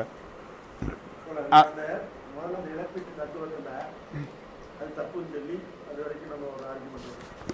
அடுத்தது இந்த இயந்திர சாதனத்தினுடைய விளைவுகள் என்னங்கிறத பற்றி பேசுகிறார். அந்த விளைவுகள் வந்து எவ்வளோ வேகமாக வந்து அது அதிகரிச்சுக்கிட்டே வருது. ஒரு தொழில் இப்போ உதாரணத்துக்கு அவர் வந்து 1,00,000 கஜம் துணி நெய்யக்கூடிய இடத்துல இப்போ 4 லட்சம் துணி நெய்யக்கூடிய அளவுக்கு வருது. இப்போ இதனுடைய எஃபெக்ட் என்ன வருதா, திடீர்னு ஒரு 1 லட்சம் துணி நெஞ்சிக்கிட்டு இருந்த இடத்துல 4 லட்சம் துணினா அப்போ 4 லட்சம் துணி நெய்யறதுக்கான பஞ்சு எங்கேருந்து வரும்? ஸோ பஞ்சுக்கான தேவை வந்து அதிகரிக்குது. பஞ்சுக்கான தேவை அதிகரிக்கும் பொழுது அந்த இடத்துல பஞ்சு உற்பத்தி இல்லை அதிக அளவில் வந்து திடீர்னு 4 லட்சம் துணி 4 லட்சம் வந்து பஞ்சு செய்ய முடியுமா? இப்போ அந்த இடத்துலையும் வந்து உங்களுக்கு இயந்திர சாதனத்தை பூத்துறதுக்கு வந்து ஒரு தேவையை வந்து எழுப்புது. ஸோ இப்படி அதிவேகத்தில் வந்து இயந்திர சாதனம் பூத்த இயந்திர சாதனத்தினுடைய தேவையை அதிகரித்து கொண்டே போகுது. அந்த தேவை அதிகரித்து கொண்டே போகும் பொழுது இன்னொரு பக்கம் வந்து அதற்கான தொழிலாளர்களின் தேவையும் அதிகரித்து கொண்டே போகுது. தொழிலாளர் எண்ணிக்கை அதிகரித்து கொண்டே தான் போகுது. ஆனால் தொழிலாளர்களை விடுவிக்கிற எண்ணிக்கையும் அதை ஒட்டி அதிகரித்து கொண்டே போகுது. அதை விட பல மடங்கு அதிகரித்து கொண்டே போகுதுங்கிறத சொல்கிறார். ஸோ ஒரு பக்கம் வந்து இந்த எஃபெக்ட் ஆஃப் இந்த இயந்திர சாதனத்தை கொண்டு வர்றதுனால என்ன தாக்கம் ஏற்படுதுங்கிறது தான் இந்த பக்கம் வந்து அவர் டிஸ்கஸ் பண்ணிகிட்டே வரார். ஸோ அப்போ பார்த்தீங்கன்னா 1790 அடிமைகள் பற்றிய கணக்கெடுப்பு அமெரிக்க ஐக்கிய நாட்டில் 697,000 இருந்துச்சு. 1861 4 மில்லியன் டன்னா 4 மில்லியன் எட்டி விட்டது. 40 லட்சம் பேர் ஆயிடுச்சு. ஒரு 6,97,000 பேர் 47,000 பேரை 40 லட்சம் பேராக உயர்ந்திருக்காங்க. அடிமைகள் எதனால உயர்ந்திருக்காங்கன்னா இவங்களுக்கு வந்து இங்கே வந்து பஞ்சு 1 லட்சம் பஞ்சு 1 லட்சம் கஜம் உற்பத்தி பண்ணிய இடத்துல 4 லட்சம் கஜம் வரும்போது 4 மடங்கு உற்பத்தி ஆகும்போது பஞ்சு எங்கேருந்து வருது? பஞ்சு அமெரிக்காவிலேருந்து வருது. அமெரிக்காவுக்கு ஏது பஞ்சு உற்பத்தி செய்கிறதுக்கு என்ன நிலைமை? எதை வச்சு உற்பத்தி செய்யுது? அங்கே உள்ள அடிமைகளை வச்சு உற்பத்தி செய்யுது. இப்போ அடிமைகள் எண்ணிக்கை அந்த பக்கம் வந்து 4 இதால 5 மடங்கு கூடி போயிடுச்சு. இப்போ இதனுடைய எஃபெக்ட் வந்து கேஸ்கேடிங் எஃபெக்ட் எப்படி இருக்குங்கிறத அவர் வந்து கொண்டு வந்து பார்க்குறாரு. அதுக்கு முன்னாடி தோழர் ஒன்று கேட்டீங்களா, அந்த மதிப்பு சம்பந்தமாக அந்த 598 பட்டறை தொழிலின் மூலம் உற்பத்தி செய்யப்பட்ட பண்டம் இப்போது இயந்திர சாதனத்தை கொண்டு உற்பத்தி செய்யப்படுகையில் முன்னர் உற்பத்தி செய்யப்பட்ட அப்பண்டத்தின் மொத்த அளவும் இப்போது உற்பத்தி செய்யப்படுகிற மொத்த அளவும் சமமானால் செலவிடப்படும் மொத்த உற்பத்தி குறைந்துள்ளது. உழைப்பு ஆமாம் 98 இவர் கேட்ட கேள்வி அவர் கொஞ்சம் ஸ்ட்ரக்கப்பானது நான் பார்த்துட்டு வரும்போது. ஸோ ஒரு பட்டறை தொழில் இருக்குது, இயந்திர சாதனத்தை உற்பத்தி பண்ணுற தொழில் இருக்குது. ரெண்டுலேயும் ஒரே அளவு அவுட்புட் வெளியே வருது. இல்லைண்ணா நான் முடிச்சிடறேன். இந்த ஒரே அளவு அவுட்புட் வருது அப்படின்னா என்ன அர்த்தம்? இயந்திர சாதனம் வந்ததுனால அப்ளிகேஷன் ஆஃப் லேபர் குறைஞ்சிருக்கும்ல. ஸோ முதல்ல உள்ளதை விட லேபரை இதில் 2வது உள்ளது லேபர் குறைஞ்சிருக்குன்னு அர்த்தம். இப்போ 2வது உள்ள லேபர் குறைஞ்சிருக்குன்னா என்ன அர்த்தம் அப்படின்னா அந்த பொருளோட மதிப்பு குறைஞ்சிருக்குன்னு அர்த்தம். பொருளோட மதிப்பு குறைஞ்சிருக்குங்கிறத அர்த்தம். ஸோ அப்போ வந்து பண்டத்தை போல இன்னும் அதிக அப்படி இல்லைன்னு வச்சுங்களேன். இல்லை என்றால் இயந்திரத்தால் உற்பத்தி செய்யும் பண்டம் கையுழைப்பால் உற்பத்தி செய்யும் பண்டத்தை போல அதே அளவு அல்லது இன்னும் கூட அதிக அளவு பெருமானம் உடையதாகிடும். ஆனால் உள்ளபடியே குறைந்த தொகையிலான தொழிலாளர்களை கொண்டு இயந்திர சாதனத்தின் மூலம் உற்பத்தி செய்யப்பட்ட பண்டத்தின் மொத்த அளவு கையால் செய்யப்பட்ட பண்டத்தின் மொத்த அளவுக்கு சமமாக இருப்பதில் பெரும் கூடுதலாகவே இருக்கிறது. ஸோ அதனுடைய டிரைவ் தான், அதனுடைய விளைவுனா தான் உங்களுக்கு 1 லட்சம் கஜம் வந்து 4 லட்சத்துக்கு போகுது. 4 லட்சத்துக்கு போகும்போது பருத்தி தேவை அதிகரிக்குது. பருத்தி தேவை அதிகரிக்கும் போது பருத்தியை உற்பத்தி செய்யக்கூடிய இடங்களில் அதில் பயன்படுத்தக்கூடிய அடிமைகள் வந்து அதிகரிக்கிறாங்க. இப்படியாக அது வந்து அதிகரித்து கொண்டே உற்பத்தியான அந்த துணி வந்து தையல்காரர்கள் தேவைப்படுது. அங்கேயும் அதே மாதிரி அடுத்து பார்த்தீங்கன்னா வச்சுக்கலாம் 601 பார்த்தீங்கன்னா இயந்திர நூற்பு கை நெசவாளர்களுக்கு மிகவும் மலிவாகவும் அபரிமிதமாகவும் நூல் வழங்கியதால் அவர்கள் ஆரம்பத்தில் முதலீட்டை அதிகப்படுத்தாமலே முழு நேரம் வேலை செய்ய முடிந்தது. அதற்கேற்ப அவர்களுடைய சம்பாத்தியம் உயர்ந்தது. ஏராளமானோர் பருத்தி நெசவு தொழிலை மேற்கொண்டனர். ஜென்னியாலும் திராசிலாலும் மியூசிலாலும் வீதம் அதிகரித்து வந்த நெசவாளர் தொகை 8 லட்சத்தை அதிகரித்தது. இந்நிலையில் விசைத்தளி இதற்கு முடிவு கட்டியது. இதே போல இயந்திர சாதனம் அபரிமிதமான உற்பத்தி செய்ததால் தையல்காரிகள் ஊசிப்பூச்சிகள் ஆகியோரின் தொகை அதிகரித்து சென்றது. தையல் இயந்திரத்தின் வருகை இதுக்கு ஒவ்வொரு இடத்துலையும் வந்து டிமாண்ட் வருது. எவ்வளோ ப்ராசஸ் நடக்குது பாருங்கள். உங்களுக்கு நெசவு இயந்திரம் வந்து நெசவு இயந்திரம் வந்து 1 லட்சம் கஜம் துணி 4 லட்சம் கஜம் துணியாக வந்துருது. நெசவு இயந்திரத்துக்கு ஃபீட் பண்ணுறது என்ன? பஞ்சு கிடையாது, நூல். ஸோ நூல் தான் ஃபீட் பண்ண வேண்டியிருக்கும். 4 லட்சம் கஜம் உற்பத்தி செய்கிறதுக்கு நூல் தேவைப்படுது. அப்போ உடனே நூலில் இப்போ என்ன இருக்குது, நூல் உற்பத்தி செய்யக்கூடிய இடத்துல பட்டறை தொழில் இருந்துக்கிட்டு இருக்கு. ஸோ அங்கே எல்லாருக்கும் வந்து ரொம்ப ஜாலியாக நிறைய வேலைகள் வந்து குவியுது. வேலை குவியும் போது அவன் ஆர்டரை எடுத்து அந்த பட்டறை முதலாளி வந்து ஆர்டர் எடுத்து ஆலைக்கு வந்து நூலை அனுப்புறதுக்கு அவனுக்கு நாளுக்கு நாள் அதிகரிச்சுட்டே வருது. அவன் என்ன பார்க்குறான், நம்மளால் மீட் அவுட் பண்ண முடியாது, நம்ம இயந்திரத்தை போட்டோம், அவன் இயந்திரத்தை போட்டோம். ஸோ அப்படி தான் அங்கே இயந்திரம் வருது. ஸோ அதே இடத்துல இயந்திரம் வந்தபோது அவன் இயந்திரம் வந்து பகாசுரமாக இயந்திரம் வந்து நூல்களை நூற்கும் பொழுது அது வந்து பஞ்சு தேவையை அதிகரிக்குது. உடனே தான் அடிமைகள் எண்ணிக்கை கூடுறாங்க. ஸோ இந்த பக்கம் பார்த்தீங்கன்னா தையல் துணி உற்பத்தி அதிகமானதுனால தையல்காரி ஊசி இதெல்லாம் அவங்களுக்கு ஃப்ளரிஷிங் ஆகுது. ஃப்ளரிஷிங் ஆகும்போது அங்கேயும் ஒரு இயந்திர சாதனம் வந்து போட்டு தள்ளுது. ஸோ ஒன்றொன்னா வந்து டிமாண்ட் இன்க்ரீஸ் ஆகிற எங்கெல்லாம் ஒரு இடத்துல இயந்திர சாதனம் பூத்துனது அது கேஸ்கேடிங்காக மல்டிபிள் பிளேசஸில் வந்து இயந்திர சாதனத்தை பூத்த வேண்டிய ஒரு தேவையை அதுவாகவே உருவாகுது. நீங்களே உருவாக்கிறீங்க. இவ்வளோ டிமாண்ட் இருக்குது, நம்மளால் மீட் அவுட் பண்ண முடியல, கொஞ்சம் மிஷினை போட்டால் நல்லது அப்படின்னு நம்மளே சொல்கிற அளவுக்கு வச்சிருது. இயந்திர சாதனத்தை எதுக்கிறவங்களே சொல்கிற அளவுக்கு அது வந்து வச்சிருது. இதை தான் வந்து அந்த 601வது பக்கத்துலேருந்து நீங்கள் பார்க்க வேண்டியது. 601 ஆமாம். கடைசி 63ல் அதை சம பண்ணி சொல்லும்போது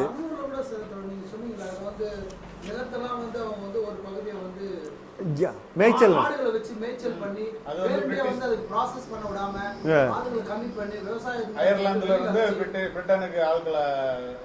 இது எதுக்கு அடிமைகள் வேணும், அந்த விவசாய தொழிலுக்கு ஆட்களை தேவைப்படுங்கிறத டிரைவ் பண்றதுக்காக வந்தது. இதை பத்தி நீங்க டீட்டெயிலாக வந்து ஆதித்திரட்டல்ல படிக்க போறீங்க. இப்போ அது ஒரு பகுதியை இங்கே கொடுத்துருக்கிறாரு. இது வந்து இன்னும் டீட்டெயிலாக எக்ஸ்பிளைன் பண்ணாரு எப்படிலாம் நடந்திருக்குன்னு. ஒரு தேவையும் அதாவது வந்து ஒரு ஹோல் ப்ராசஸில் ஒரு ஸ்பெசிஃபிக் ஸ்பாட்டில் வர சேஞ்ச் வந்து எப்படி மற்ற ஸ்பாட்லாம் இன்ஃப்ளூயன்ஸ் பண்ணி சேஞ்சஸை கொண்டு வருதுங்கிறத நீங்கள் பார்க்கணும். ஒரு ஸ்பெசிஃபிக் ஸ்பாட்டில் வந்து ஒரு குறிப்பிட்ட முதலாளி வந்து இயந்திரத்தை பூத்தி திடீர்னு வந்து அதனால் தேவை அதிகரிக்கும் போது, அதுக்கான சப்ளை தேவை அதிகரிக்கும் போது மற்ற இடங்களெல்லாம் வந்து அதனுடைய விளைவுகளாக தான். பஞ்சு வேணும்னா உடனே இந்த அமெரிக்காவில் வந்து இந்த அடிமைகள் வந்து 6 லட்சத்துலேருந்து 40 லட்சமாக மாறுறது வந்து அங்கே வந்து பருத்தி தொழிலை வந்து உற்பத்தி பண்ணுறது பஞ்சு ஏற்றுமதி பண்ணுறதுக்காக அங்கே பண்ணாங்க. அப்போ அங்கே வந்து கச்சா பொருள் வந்து அங்கேருந்து வர்றது நூற்பாலைகளுக்கு வர்றதுக்கான ஏற்பாடு இது. அயர்லாந்தில் வந்து இருக்கிற விவசாயம் கொஞ்சம் நஞ்சம் நடந்துக்கக்கூடிய விவசாயத்தை முடக்கிற மாதிரி ஏற்பாடு பண்ணி இங்கே இருக்கக்கூடிய விவசாயிகளை இல்லை நான் சொல்றது சரிதானான்னு பாருங்க.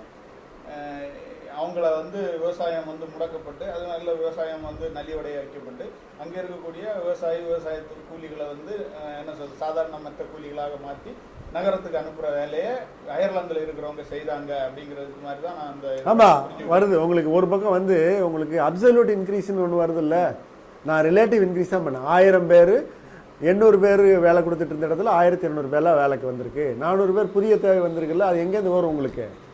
ஏற்கனவே 1000 பேர் வேலை தேடிக்கிட்டு இருக்கான், 800 பேருக்கு வேலை கொடுத்துருக்கீங்க. திடீர்னு வந்து உங்களுக்கு 1200 பேருக்கு வேலை தேவைப்படுது. ஆனால் இப்போ 1500 பேரை தயார்படுத்துது. 500 பேர் புதுசாக வர்றாங்க. 500 பேர் புதுசாக வர்றவங்க யார்? அந்த 500 பேர் புதுசாக வர்றாங்கன்னா ஏற்கனவே வேலை செஞ்சு துரத்தி அடிக்கப்பட்ட 300 பேரும் இந்த மாதிரி வந்து டிஸ்பிளேஸ் ஆகி வர்றவங்க ஒரு 200 பேரும் சேர்த்து தான் 500 பேர் வருது. இப்போ 2 கம்போசிஷன் இருக்குது, அதில் இன்க்ரீஸ் ஆகிறதில்ல. ஸோ வந்து அது அவங்களுக்கு எப்போவுமே வந்து தொழிலாளர் எண்ணிக்கை வந்து தேவையை விட அதிகமாக இருந்து கொண்டே இருக்க வேண்டும். சேமப்பட்டாளம்னு பின்னாடி படிப்பு வருது. சேமப்பட்டாளம் இருந்துக்கிட்டே சேமப்பட்டாளத்தை தயார் செய்கிறதுல அது முனைப்பாக செயல்பட்டுக்கிட்டே இருக்கும். சேமப்பட்டாளத்துக்காக வந்து அவங்க ஏற்கனவே எங்கேயாவது ஒரு சுய தொழிலையும் ஏதோ ஒன்று முதலாளித்துவம் அல்லாத ஒரு நடவடிக்கையில் ஈடுபட்டிருக்கும் போது அந்த முதலாளித்துவம் அந்த நடவடிக்கையை அடித்து நொறுக்கி அவனை முதலாளித்துவ நடவடிக்கைக்குள்ளே கொண்டு வரும். அதன் மூலமாக சேமப்பட்டாளம் வந்து அதிகரிக்கும். ஸோ சேமப்பட்டாலும் அதிகரிப்பதன் மூலமும் இப்படி தான் 1500 பேர் அது திரட்டி 1200 பேருக்கு வேலை கொடுத்து 300 பேர் உட்காருப்பான்னு சொல்லுது. கண்டினியூ பண்ணுங்க. ஸோ இதில் இந்த போர்ஷனில் முடிக்கும்போது கடைசியாக நவீன தொழில்துறையின் அசாதாரண உற்பத்தி திறன் மற்ற எல்லா உற்பத்தி துறைகளிலும் 603ஆம் பக்கம் மற்ற எல்லா உற்பத்தி துறைகளிலும் உழைப்பு சக்தி முன்னிலும் விரிவான அளவிலும் முன்னிலும் மும்முரமான முறையிலும் சுரண்டப்படுவதற்கு வழி செய்கிறது என்பதால் மேலும் மேலும் பெரிய தொழிலாளி வர்க்க பகுதியை உற்பத்திக்கு உதவாத விதத்தில் வேலை வாங்குவதற்கும், ஆதலால் வேலைக்காரர்கள், வேலைக்காரிகள், கையாட்கள் முதலானோர் உள்ளிட்ட ஒரு வேலைக்கார வர்க்கத்தின் பெயரால் புராதன வீட்டு அடிமைகளை இடையராது விரிவடையும் அளவில் புனருத்தராணம் செய்வதற்கும் இடமளிக்கிறது. கண்டினியூ பண்ணுங்க தோழர், கண்டினியூ பண்ணிட்டீங்க. கடைசியில் வந்து எவ்விதத்திலேனும் தொழில்துறை, வாணிபம் அல்லது நீதித்துறையில் ஈடுபட்டுள்ள ஒவ்வொரு முதலாளியும் இந்த தொகையில் அடக்கம். அதாவது வந்து ஒரு 8 மில்லியன் வந்து, அதாவது இருக்கிற மொத்த கணக்கையும் சேர்க்குறாங்க. யார் யார் மொத்த, அதாவது அதில் 1861ஆம் வருடம் மக்கள் தொகை கணக்கெடுப்பின்படி இங்கிலாந்து, வேல்ஸ் ஆகியவற்றின் மக்கள் தொகை வந்து 2,66,244 இருந்தது. இவர்களில் 97,76,259 பேர் ஆண்கள், 1,202,89,965 பேர் பெண்கள். வயோதிகத்தாலோ வயது போதாமையாலோ வேலை செய்ய முடியாதவர்களையும் உற்பத்தியில் ஈடுபடாத சகல மாதர்கள், இளம் வயதினர் மற்றும் குழந்தைகளையும் அரசு அலுவலர்கள், பாதிரியார்கள், வழக்கறிஞர்கள், சிப்பாய்கள் போன்ற சித்தாந்த வர்க்கங்களையும் மேலும் வாடகை, வட்டி முதலானவற்றின் வடிவத்தில் பிறர் உழைப்பை நுகர்வதன்றி வேறு எந்த வேலையுமின்றி மில்லாத அனைவரையும், கடைசியாக வக்கில்லாதோர், ஊர் சுற்றிகள் மற்றும் குற்றவாளிகளையும் இந்த மக்கள் தொகையிலிருந்து கழித்துவிட்டால் விருத்தமான எண்ணிக்கையில் சகல வயதினரும் இருபாலருமான 8 மில்லியன் பேர் மீதம் இருப்பார். எவ்விதத்திலேனும் தொழில்துறை, வாணிபம் அல்லது நிதித்துறையில் ஈடுபட்டுள்ள ஒவ்வொரு முதலாளியும் இந்த தொகையில் அடக்கம், இந்த 8 மில்லியனில் அப்படின்னு சொல்லிட்டு அதுக்கு வந்து ஒரு இது கொடுத்துருக்காரு. அடுத்தது அதில் வந்து அதுக்கு அடுத்த இதில் வந்து பார்த்தீங்கன்னா அந்த எண்ணிக்கை இதெல்லாம் வந்து எந்தெந்த துறையில் எந்தெந்த பேர் அப்படிங்கிறது வந்து ஒரு கணக்கு கொடுத்துருக்காரு. இப்போ இவ்விரு தொகைகளும் நவீன கால வீட்டு அடிமைகளின் தொகையை விட குறைவாகும். அதாவது இந்த ஜவுளி ஆலைகளிலும் சுரங்கங்களிலும் வேலை செய்பவர்களை எல்லாம் கூட்டி பார்த்தால் 12,08,442 பேர் ஆவார். ஜவுளி ஆலைகளிலும் உலோக தொழிற்சாலைகளிலும் வேலை செய்பவரை கூட்டி பார்த்தால் 10,39,605 பேர் ஆவார். இவ்விரு தொகைகளும் நவீன கால வீட்டு அடிமைகளின் தொகையை விட குறைவாகும். இயந்திர சாதனத்தினது முதலாளித்துவ பிரயோகத்தின் அற்புதமான விளைவு தான் என்ன. இப்போ இதுதான் அதனுடைய விளைவு அப்படிங்கிறத வந்து சொல்றாரு. தொழிலாளர் மக்களை ஆலை தொழில் விலக்குவதும் ஈர்ப்பதும் பருத்தி தொழிலின் நெருக்கடிகள் அப்படின்னு ஒரு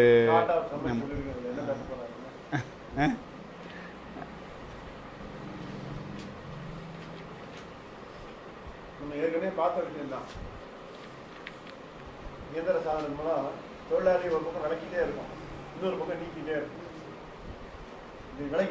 இருந்துட்டே இருக்கும், உள்ள இருந்துட்டு இருக்குது விளக்கு. பாருங்க, எப்பவுமே 2 விஷயம் கண்டென்டிங் திங்ஸ் ஆப்ரேட் ஆகிட்டே இருப்பாங்க. விளக்குவது உள்ள இருக்குது, ஆனா இது 2க்கு நடுவில் அதுக்குள்ள உள்ள நெருக்கடியும் சேர்த்து வருது.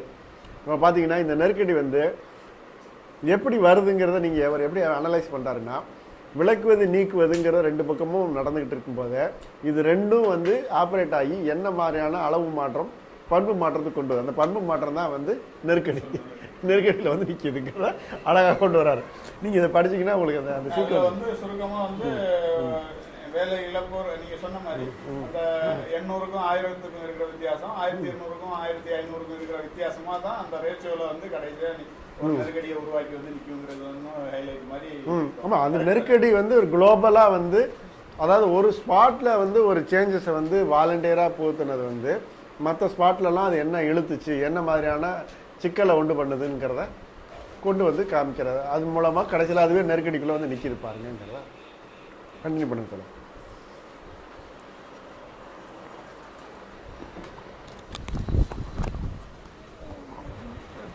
இந்த பகுதியில் வந்து பெரும்பாலும் வந்து இந்த புள்ளி விவரங்கள் கொஞ்சம் அதிகமாக இருக்கிற மாதிரி ஃபீல் பண்ணுறேன். முதல்ல ஒரு ஒரு ஒரு 13 பக்கம் வரையிலும் என்னமோ வந்து கொஞ்சம் வந்து டீப்பாக நம்ம டிஸ்கஸ் பண்ணுற விஷயங்கள் இருக்குது. அதுக்கப்புறம் வந்து பார்த்திங்கன்னா புள்ளி விவரங்களை வந்து வச்சு சில விஷயங்களை வந்து நிறுவுறதுக்கு முயற்சி பண்ணியிருக்காரு, நிறுவியிருக்காரு.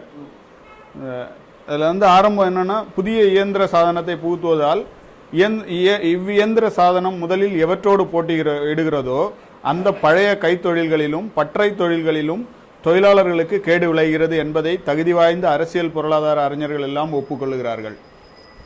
அதில் வந்து யாரும் மறுக்கலை. ஆனால் வருது. ஆனால் வந்து அதுக்கு கொஞ்சம் பேர் வந்து என்னென்னா, இல்லை அதுலேயும் நன்மை இருக்குங்கிறது மாதிரி சொல்கிறாங்க. இன்னும் கொஞ்சம் பேர் வந்து கார்ல் மார்க்ஸ் மாதிரி அதில் என்ன பிரச்சனை இருக்குங்கிறத வந்து ஹைலைட் பண்ணி ரெண்டையும் பகுத்தாய்ந்து ஹைலைட் பண்ணி இறுதியாக வந்து இல்லை அது சுரண்டலை இல்லைன்னா உபரி மதிப்பை அதிகமாக உற்பத்தி செய்கிறதுக்கும் சுரண்டலை வந்து முன்னிறுத்துவதுக்கும் தான் அது பயன்படுது அப்படிங்கிறத வந்து நிறுவியிருக்கிறாங்க. முதல் அதிலே வந்து 605வது பக்கத்தில் பார்த்தீங்கன்னா, முதலாளித்துவ பொருள் உற்பத்தி முறையின் முத்தாய்ப்பான இயந்திர சாதன வழிபட்ட ஆலை தொழிலே கூட வளர்ந்து உருப்பெற்ற பிற்பாடு முன்பு ஆரம்பத்தில் அது வேலை இல்லாமல் தெருவில் நிறுத்தியவர்களை காட்டிலும் அதிகமான தொழிலாளர் மக்களை கசக்கி பிழிகிறது என்ற இந்த தத்துவத்தை முதலாளித்துவ பொருள் உற்பத்தி என்ற இயற்கையால் கட்டளையிடப்பட்ட நிரந்தர அவசியமாகும் என்று நம்புகிற பரோபகாரி ஒவ்வொருவருக்கும் பேய்த்தனமாய் வாய்த்ததாய் தோன்றும் இந்த தத்துவத்தை சொல்லித்தான் அரசியல் பொருளாதாரம் அகமகிழ்கிறது.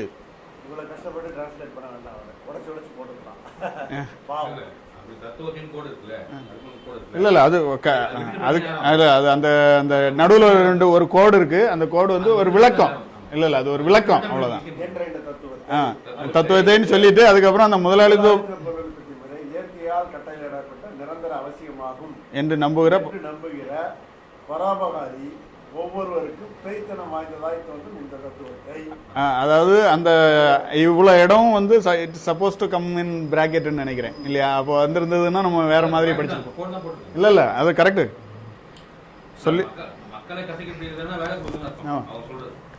வேலை கொடுக்கறது இல்லை, வேலை அதிகமாக வாங்கி சுரண்டுறாங்கன்றது அதானே.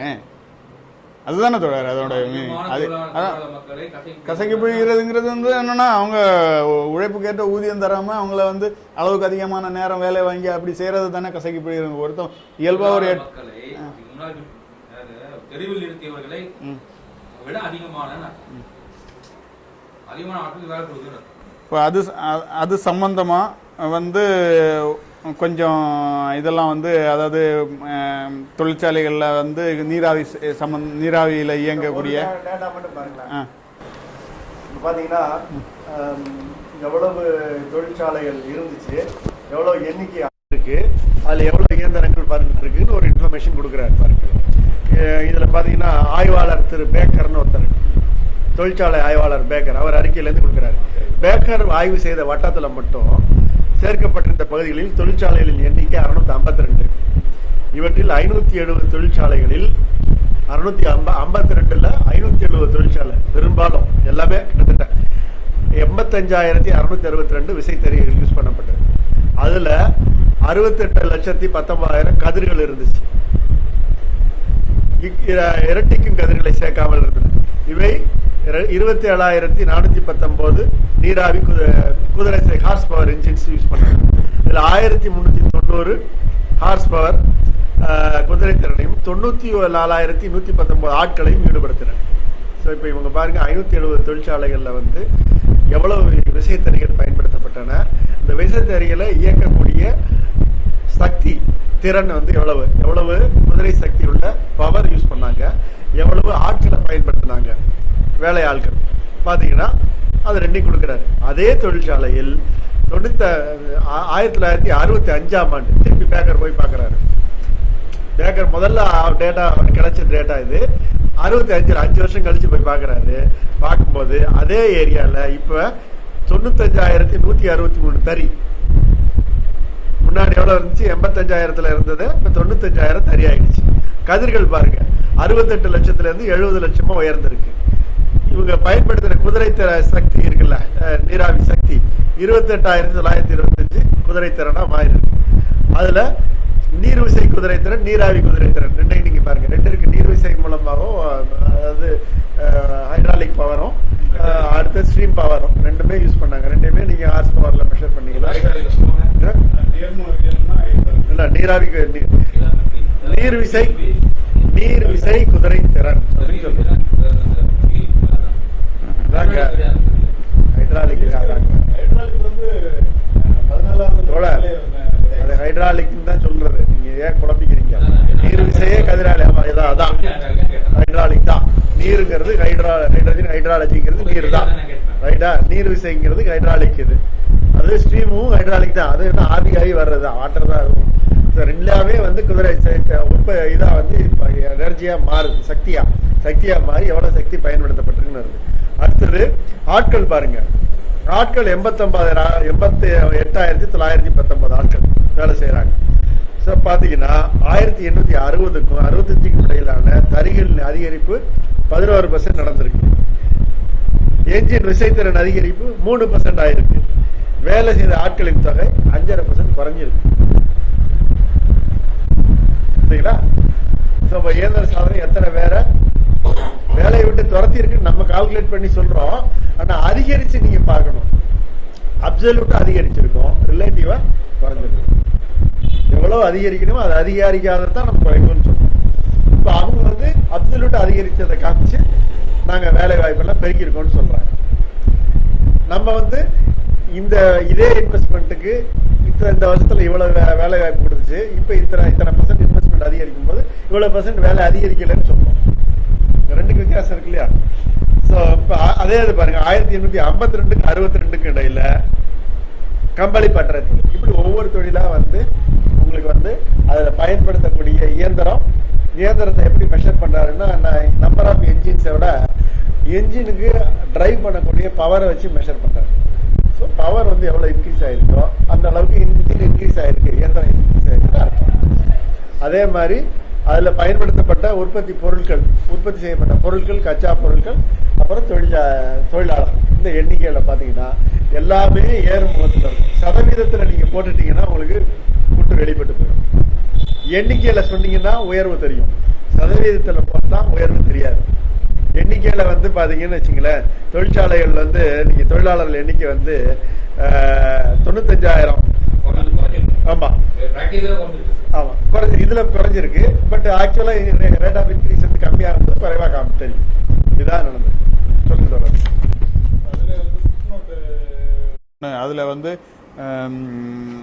1862 அக்டோபர் 31க்கான தொழிலாளர் ஆய்வாளர் அறிக்கைகள் பக்கம் 79, 1871 இறுதியில் தொழிற்சாலை ஆய்வாளர் திரு ரெட்கிரேவ் பிராக்ஃபோர்டின் நியூ மெக்கானிக் இன்ஸ்டிடியூஷனில் ஆற்றிய சொற்பொழிவில் கூறியதாவது: கடந்த சில காலமாக எனக்கு பளிச்செனப்படுவது கம்பளி தொழிற்சாலைகளின் மாறிய தோற்றமாகும். முன்னதாக அவற்றில் மாதர்களும் குழந்தைகளும் நிறைந்திருந்தனர். இப்போது இயந்திர சாதனம் சகல வேலைகளையும் செய்வதாக தோன்றுகிறது. ஒரு தொழிலதிபரிடம் நான் இதை பற்றி விளக்கம் கேட்டதுக்கு அவர் பின்வருமாறு கூறினார்: பழைய முறையில் என்னிடம் 63 பேர் வேலை செய்தனர். மேம்பாடு செய்த இயந்திரங்களை பூத்திய பின்னர் எனது ஆட்களை 33ஆக குறைத்து கொண்டேன். சமீபத்தில் விரிவான புதிய மாற்றங்களின் விளைவாக அந்த 33ஐ 13ஆக குறைக்கிற நிலையில் இருக்கிறேன். அப்படிங்கிறத வந்து அந்த ஒரு ஆலை அதிபரே வந்து அவருடைய ஸ்டேட்மெண்ட்டாக சொன்னதாக அந்த தொழிலாளர் ஆய்வாளர் வந்து ஒரு சொற்பொழிவில் பேசினதாக அதை வந்து ஒரு சாட்சியாக வந்து இதில் தூக்கி போடுறாரு.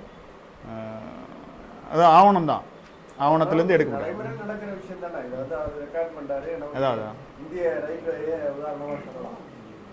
இது 1990 இந்திய ரயில்வேல வேலை செய்யும் தொழிலாளர்களோட எண்ணிக்கை 25 லட்சம் பேர், இன்னைக்கு 12 லட்சம் பேர். அன்னைக்கு வந்து ஒரு நாளைக்கு ரயில்ல பயணம் செய்தவர்கள் வந்து 1 கோடி பேர். இன்னைக்கு ஒரு நாளைக்கு 5 கோடி பேர் பயணம் செய்யறாங்க. 5 மடங்கு வந்து உயர்ந்திருக்கு பயணிகள் எண்ணிக்கை. தொழிலாளர் எண்ணிக்கை பாதியா குறைஞ்சு போயிடுச்சு. ரயில்களின் எண்ணிக்கை இருப்பு பாதை நீளம் அதிகரிச்சிருக்கு. ரயில்களின் எண்ணிக்கை அதிகரிச்சிருக்கு. தொழிலாளர் எண்ணிக்கை குறைஞ்சி நவீனமயப்படுத்துவதெல்லாம் இதெல்லாம் இயந்திர சாதனம் மூலமாக தான்.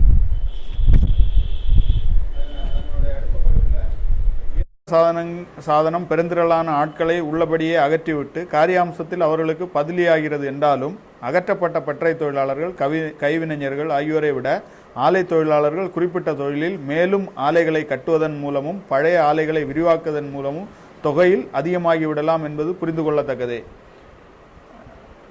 விரிவடையும் போது ஏற்படக்கூடிய அதனால வரக்கூடிய அடிப்படை கட்டுமானங்களுக்கும் இதுக்கெல்லாம் வந்து தேவைப்படக்கூடிய தொழிலாளர்கள் அதன் என்ன சொல்ல உழைப்பு சக்திக்கு ஈடு செய்கிறதுக்காக புதிய தொழிலாளர்கள் வந்தாலும் இந்த இடத்துல விலக்கப்பட்ட தொழிலாளர்கள் வந்து அதே இடத்துல திருப்பி ஈர்க்கப்படவில்லை என்பது தான் அந்த இதுலேருந்து இந்த இதுலேருந்து சொல்கிறாரு.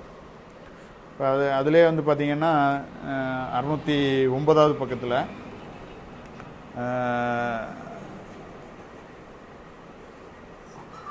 குறிப்பிட்ட தொழில்களில் ஆலை தொழிலானது பழைய தொழில்களை அல்லது பற்றை தொழிலை பலியிட்டு பெருகி கொண்டிருக்கும் வரை அதன் விளைவு பீரங்கி சேனைக்கும் வில் அம்புகள் ஏந்திய சேனைக்கும் இடையிலான மோதலின் விளைவைப் போலவே ஐயமர தெளிவானது.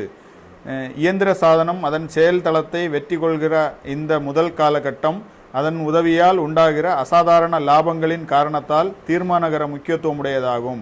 இந்த லாபங்கள் விரைவு கூடிய திரட்டலின் ஆதாரமாக அமைவதோடு ஓயாது படைக்கப்படுவதும் புதிய முதலீடுகளை எதிர்பார்த்து எந்நேரமும் காத்திருப்பதுமான கூடுதல் சமுதாய மூலதனத்தின் பெரியதொரு பகுதியை சலுகை பெற்ற நிலையிலுள்ள உற்பத்தி துறைக்குள் கவரவும் செய்கின்றன.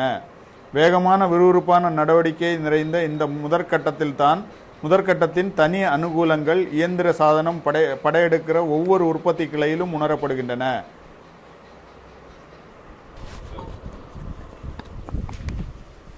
சுருக்கமாக சொல்லிடலாம். நம்ம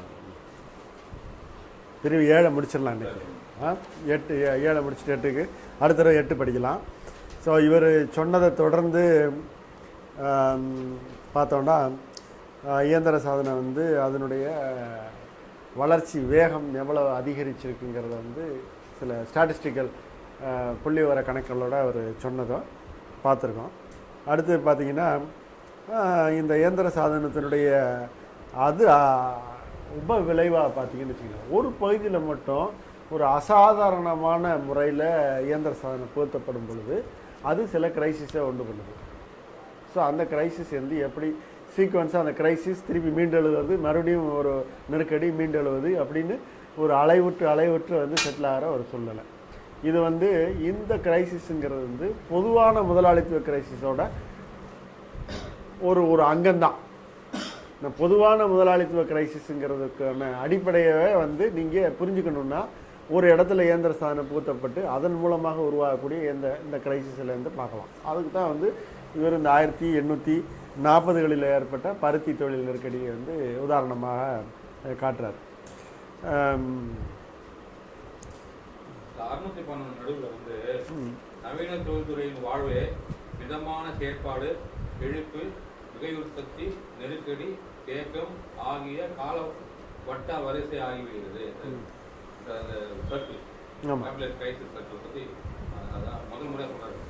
அதை தான் நான் சொல்லிட்டு இருக்கேன். அந்த பாயிண்ட் எக்ஸ்பிளைன் பண்ணுறதுக்கு தான் நான் படிச்சிட்டிங்க அதை. ஸோ இப்போ அடுத்து சந்தைகளின் சுருக்கம் உற்பத்தியை முடங்க செய்கிறது. இப்போ எப்படி பார்த்தீங்கன்னா தாவி விரைந்து விரிவடைகிற ஆலை தொழிலின் உள்ளார்ந்த பேராற்றலும் அது உலக சந்தையை சார்ந்திருப்பதை தவிர்க்க முடியாமலே துரவேக உற்பத்தியை தோற்றுவிக்கின்றன. இதைத் தொடர்ந்து சந்தைகள் மிகையாக நிரம்பி வழியும் நிலை ஏற்படுகிறது. அடுத்தது சந்தைகளின் சுருக்கம் உற்பத்தியை முடங்க செய்கிறது. நவீன தொழில்துறையின் வாழ்வே மிதமான செயல்பாடு, செழிப்பு, மிகை உற்பத்தி, நெருக்கடி, தேக்கம் ஆக காலவட்டை வரிசை ஆகிவிடுகிறது. ஸோ இதுக்கான சீக்வன்ஸு இந்த சீக்வன்ஸுக்குள்ளே அது போய் மாட்டிக்குது. ஸோ இதெல்லாம் இதை ட்ரிகர் பண்ணுறது வந்து இயந்திர சாதனம் தான். அதனால தான் அதை இங்கே கொண்டு வந்து வச்சுருக்காரு. இந்த சாப்டர் வந்து இங்கே கொண்டு வந்து சேர்த்தது இந்த இயந்திர சாதனம் தான். இது ஏன் காரணம்னா தாவி விரைந்து விரிவடைகிற ஆலை தொழில். இதுக்கு அடிப்படை காரணம் வந்து இயந்திர சாதனத்தை போத்துறது தான். ஸோ அதுதான் வந்து அதுக்குள்ளே இருக்கக்கூடிய பேராற்றல், அந்த பேராற்றல் விளைவாக வரக்கூடிய பிரம்மாண்டமான உற்பத்தி அது உலக சந்தைகளை சார்ந்து போகுது. உலக சந்தையில் வந்து ஜுர வேகத்தில் இது வந்து உற்பத்தியை தோற்றுவிக்குது. ஸோ அதை தொடர்ந்து இது வருதுங்கிறது. இப்போ இதை பாருங்களேன், செழிப்பு காலங்களை தவிர முதலாளிகளிடையே சந்தைகளில் அவர்களுடைய பங்குக்கான மூர்க்கத்தனமான போர் நடைபெறுகிறது. ஒவ்வொரு முதலாளியும் தன்னோட இடத்தை பிடிக்கிறதுக்கு சந்தையில் போட்டு பூம் பீரியடு செழிப்பு. ஆமாம், அது எல்லாமே இன்க்ரீஸ் ஆகும். ஸோ எங்கே போய் கேட்டாலும் வந்து எனக்கு நல்லா போயிட்டுருக்கு, கடைக்காரன் கேட்டால் இங்கே கேட்டாலும் நல்ல வியாபாரம் ஆகுது, நிறைய பேருக்கு வேலை வாய்ப்பு கிடச்சிருக்கும், நிறையா வந்து உற்பத்தி ஆகிருக்கும். இப்படி எல்லாம் அமோகமாக போய்கிட்டே இருக்கும். இது செழிப்பு காலம்.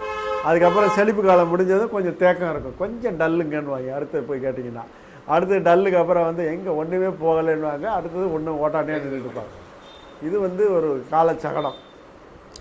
ஸோ அதுதான் பார்த்தீங்கன்னா செழிப்பு காலங்களை தவிர முதலாளிகளுடைய காலங்களில் தவிர செழிப்பு காலங்கள்லேயும் போட்டி இருக்கும். அது தவிர முதலாளிகளுடைய சந்தைகளில் அவரின் பங்குக்காக மூர்க்க போர் நடைபெறுகிறது.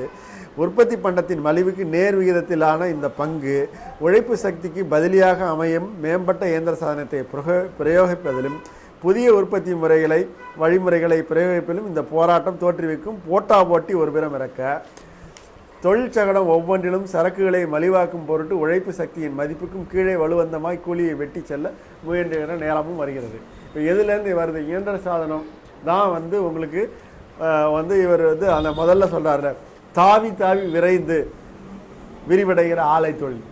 இது எதுலேருந்து வருது? இயந்திர சாதனம் பொறுத்து. இயந்திர சாதனத்தை ஏன் பூத்தப்படுறது? முதலாளிகளுக்கிடையே இருக்கக்கூடிய போட்டினால தான் சந்தையை தான் மட்டும் பிடிக்கணும், தான் செய்கிற பொருள் விலையை மலிவாக்கணும், சந்தையை பிடிச்சிடலாம் தான் இயந்திர சாதனத்தை அவன் பூத்துறான். ஸோ இயந்திர சாதனத்தினுடைய பூத்தலுக்கு அடிப்படை காரணம் வந்து முதலாளிகளுக்கிடையே நடக்கக்கூடிய ஓயாமல் நடக்கக்கூடிய மூர்க்கத்தனமான போர். அது மேம்பட்ட இயந்திர சாதனத்தையும் புதிய உற்பத்தி வழிமுறைகளை பிரயோகிப்பதிலும் போய் முடியுது. இன்னொரு பக்கம் இது என்ன பண்ணுது? தொழிற்சகடத்தை இதுதான் அந்த தொழிற்சகடத்தை தோற்றுவிக்கிறது. அதிவித உற்பத்தி, அப்புறம் மந்தம் தேக்கம், தொழிற்சகடம் உருவாதில்ல, இது தோற்றுவிக்குது. இதன் இன்னொரு பகுதியாக வந்து தொழிலாளர்களுக்கு இதில் என்ன பார்க்குதுன்னா, சரக்குகளை மலிவாக்கும் பொருட்டு உழைப்பு சக்தியையும் மதிப்புக்கு கீழே வலுவந்தமாக கூலியை வெட்டி செல்ல முயல்கிறது. இப்போ பாருங்கள், இயந்திர சாதனம் புகுத்தும் பொழுது தொழிலாளியுடைய வேலை நேரம் இன்க்ரீஸ் ஆகுது, அவருடைய கூலியும் குறைக்க முயற்சி பண்ணுது. ஸோ அப்போ எதுக்காக கூலியை குறைக்க முயற்சி பண்ணுதுன்னா, அதனுடைய சரக்கை மலிவாக்கணும்னு பார்க்குது. மலிவாக்கணும்னு பார்க்கும்போது கூலியை குறைச்சிட்டா அதுவும் வந்து சரக்கில் உள்ளடங்கி இருக்கிறதுனால மலிவாக்கணும்னு பார்க்க கூலியையும் குறைக்கிறதுக்கு ஒரு முயற்சி எடுக்குது. இதுதான் வந்து இப்போ இந்த சகடத்தை பார்த்தீங்கன்னா, ஒரே நேரத்தில் புதிய தொழிலாளர்களுடைய இடத்தை காரியாம்சத்தில் வழங்குவதும், திருப்பி மறுபடியும் டியூவாலிட்டியை பாருங்கள், ரெண்டுமே நடக்குது. Mutually contending thing. ஒரே நேரத்தில் புதிய தொழிலாளர் 613 பக்கத்தில் பாருங்கள், ஒரே நேரத்தில் புதிய தொழிலாளர்களுடைய இடத்தை காரியாம்சத்தில் வழங்குவதும் இன்னொரு நேரத்தில் உள்ளபடியே பழைய தொழிலாளர்களை விளக்குவதுமான தொழில்நுட்ப முன்னேற்றமும் அதில் ஓயாது குறுக்கி விடுகிறது.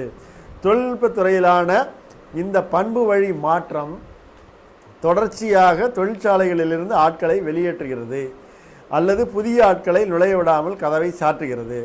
முற்றிலும் அளவு வழியில் தொழிற்சாலைகளை விரிவுபடுத்துவது வேலையிலிருந்து வெளியேற்றப்பட்ட ஆட்களை மட்டுமல்லாமல் புதிய ஆள் தொகுதிகளையும் உள்ளிழுத்துக் கொள்கிறது. இவ்விதத்தில் தொழிலாளர் மக்கள் தொடர்ச்சியாக விளக்கவும் படுகின்றனர், ஈர்க்கவும் படுகின்றனர். இவ்விதம் அலக்களிக்கப்படுகின்றனர். அதே போது திரட்டப்படாதோரின் பாலியலும் வயதும் தேர்ச்சியும் இடைவிடாத மாற்றங்கள் நிகழ்கின்றன. ஸோ இந்த மாற்றத்துக்குள்ளே உள்ள அடிப்படை பண்புகளை, அதுக்குள்ளே உள்ள இந்த டியூவாலிட்டியை வந்து அவர் எக்ஸ்பிளைன் பண்ணுறாரு. ஸோ நீங்கள் கேட்ச் பண்ண வேண்டிய பாயிண்ட் வந்து பாருங்கள், விளக்குவது ஈர்ப்பது ரெண்டுக்குமே எதிரெதிரான ரெண்டு விஷயங்கள், ரெண்டுமே ஒரே நேரத்தில் நடக்குது பாருங்கள்.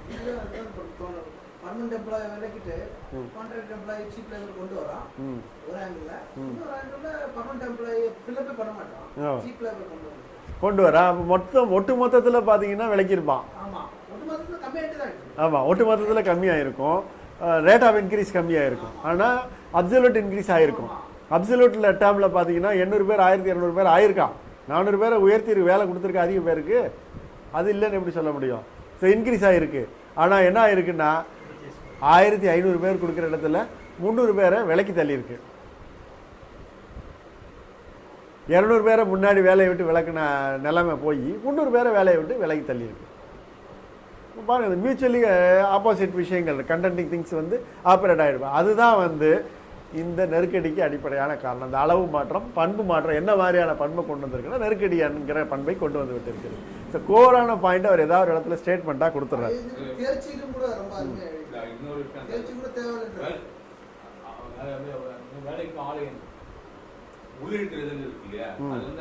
வேற தொழிலை கழிப்பது, வேற முறையிலான தொழிலை கழிப்பது. கேபிட்டலிஸ்ட் முறையில் இல்லாத ஆட்களுடைய அந்த தொழிலை காலி பண்ணி இந்த நகர்ப்புறத்து வர வைக்கிறது. அது நீங்கள் அதில் பார்ப்பீங்க தோழர். இப்போ நீங்கள் புரிஞ்சிக்க வேண்டிய விஷயம் வந்து இந்த இயந்திர சாதனை புகுத்தப்படுவது வந்து ஒரு தொழிலாளர்களை தொடர்ச்சியாக வேலையை விட்டு நீக்குவதும் அவர்களை ஈர்க்கும், இந்த ரெண்டும் எதிரெதிர் நடவடிக்கையில் செய்கிறத ஒரு விஷயத்தை கொண்டு வருது. இது எப்படி ஈர்க்குது, எப்படி கவர்றது விளக்குதுங்கிறத மெக்கானிசத்தை நீங்கள் பார்க்கணுன்னு வச்சுங்க. நீங்கள் அதுக்கான சாப்டரில் கண்டிப்பாக டீல் பண்ணுறாரு, அதை நம்ம பார்க்கலாம். இப்போ ரெண்டு எதிரெதிரான விஷயங்கள் நடக்குது. இந்த ரெண்டு எதிரெதிரான விஷயங்களுடைய இது வந்து அளவு மாற்றம், என்ன மாற்றத்தை பண்பு மாற்றம் எதில் வந்து நிற்குதுன்னா ஒரு நெருக்கடியை கொண்டு வந்து நிற்குது. அடுத்த பகுதியில் பார்த்தீங்கன்னா இந்த நெருக்கடியை பற்றி எக்ஸ்ப்ளனேஷன் வரிசையாக வந்து டீட்டெயிலாக கொடுக்குறாரு பாருங்கள். 1770 முதல் 1815 வரை காலகட்டத்தில் மட்டும் எத்தனை முறை வந்து மந்த நிலை, தேக்கம், செழிப்பு அப்படின்னு சொல்லி எக்ஸ்பிளைன் பண்ணிட்டே வராது. ஸோ 1815 முதல் 1821 வரை மந்த நிலை, 72லேருந்து 23 வரைக்கும் 1822-23 செழிப்பு, 24 தொழிற்சங்கங்களுக்கு எதிரான சட்டங்கள் ரத்து, எங்கு பார்த்தாலும் தொழிற்சாலையில் மாபெரும் விரிவாக்கம், 1895 நெருக்கடி, 1826 ஆலை தொழிலாளர் மத்தியில் பெருந்துயரம், கலகங்கள், 27 சிறு மேம்பாடு, 28 விசைத்தறிகளும் ஏற்றுமதியிலும் பெரும் அதிகரிப்பு, 29 ஏற்றுமதி முந்தைய ஆண்டுகள் அனைத்தையும் மிஞ்சி விடுகின்றன, 30 சந்தைகளின் வதிநிலை பெருந்துன்பம், 31 முதல் 33 வரை தொடர்ந்து மந்தம், இந்தியாவுடன் சீனாவுடன் கிழக்கிந்திய கம்பெனியின் வர்த்தக ஏகபோகம் ரத்து, 34 தொழிற்சாலைகளும் இயந்திர சாதனங்களும் பெரும் அதிகரிப்பு. அடுத்து பாருங்கள் 37, 35 பெரும் செழிப்பு, அதே நேரத்தில் கைத்தறி நெசவாளர்கள் பட்டினி, 36 பெரும் செழிப்பு, 37, 38 மந்தமும் நெருக்கடியும், 39 மீட்சி, 40 பெரும் மந்தம், கலகங்கள், இராணுவம் அழைக்கப்படுதல், 41, 42 ஆலை தொழிலாளர் மத்தியில் பயங்கர அவதி, 42 தொழிலாளர்கள் தானிய சட்டங்களை ரத்து செய்யுமாறு நிர்பந்திக்க வேண்டி ஆட்களை வெளியே தள்ளி தொழிற்சாலைகளில் களை உடைப்பு செய்கின்றனர். தொழிலாளர்கள் ஆயிரக்கணக்கில் லங்காஷயர், யார்க்ஷயர் நகரங்களுக்குள் நுழைகின்றனர். இராணுவம் அவர்களை திருப்பி துரத்துகிறது. அவர்கள் தலைவர்கள் மீது லங்காஸ்டரில் வழக்கு விசாரணை, 1843 பெருந்துன்பம், 44 மீட்சி, 45 பெரும் செழிப்பு, 47 தொடர்ந்து மேம்பாடு, பின்னர் எதிர்வினை. இப்படியா நீங்கள் படிச்சுக்கிட்டே போனீங்கன்னு வச்சுங்களேன், 52 வரைக்கும் இந்த சைக்கிளை வந்து கம்ப்ளீட்டாக எக்ஸ்பிளைன் பண்ணுறாங்க. இப்போ அதில் ஒரு ஸ்பெசிஃபிக் ஸ்பாட்டு பருத்தி தொழிலை மட்டும் எடுத்து அடுத்த பார்க்குறாரு. பருத்தி அதில் வந்து 615 பருத்தி பஞ்சத்தை பற்றி பேசுகிறார். பருத்தி பஞ்சம்னே சொல்கிறாரு. என்ன இது ஆர்டிஃபிஷியலாக கிரியேட் பண்ணது, ஏராளமான இயந்திரம் வந்து அது பசியோடு துடிக்குது, பருத்தி வேணும்னு சொல்லிட்டு, அதனால பஞ்சம். ஸோ இதை சற்றே பரிசீலிப்பது அவசியமாகிறதுன்னு சொல்லிட்டு 1860க்கும் 61க்கும் இடையில் உலக சந்தையின் நிலைமை பற்றிய விவரங்களிலிருந்து பருத்தி பஞ்சம் தொழிலாளர்களுக்கு சரியான தருணத்தில் வந்தது என்பதையும் ஓரளவு அவர்களுக்கு சாதகமாக இருந்தது என்பதையும் பார்க்கிறோம்.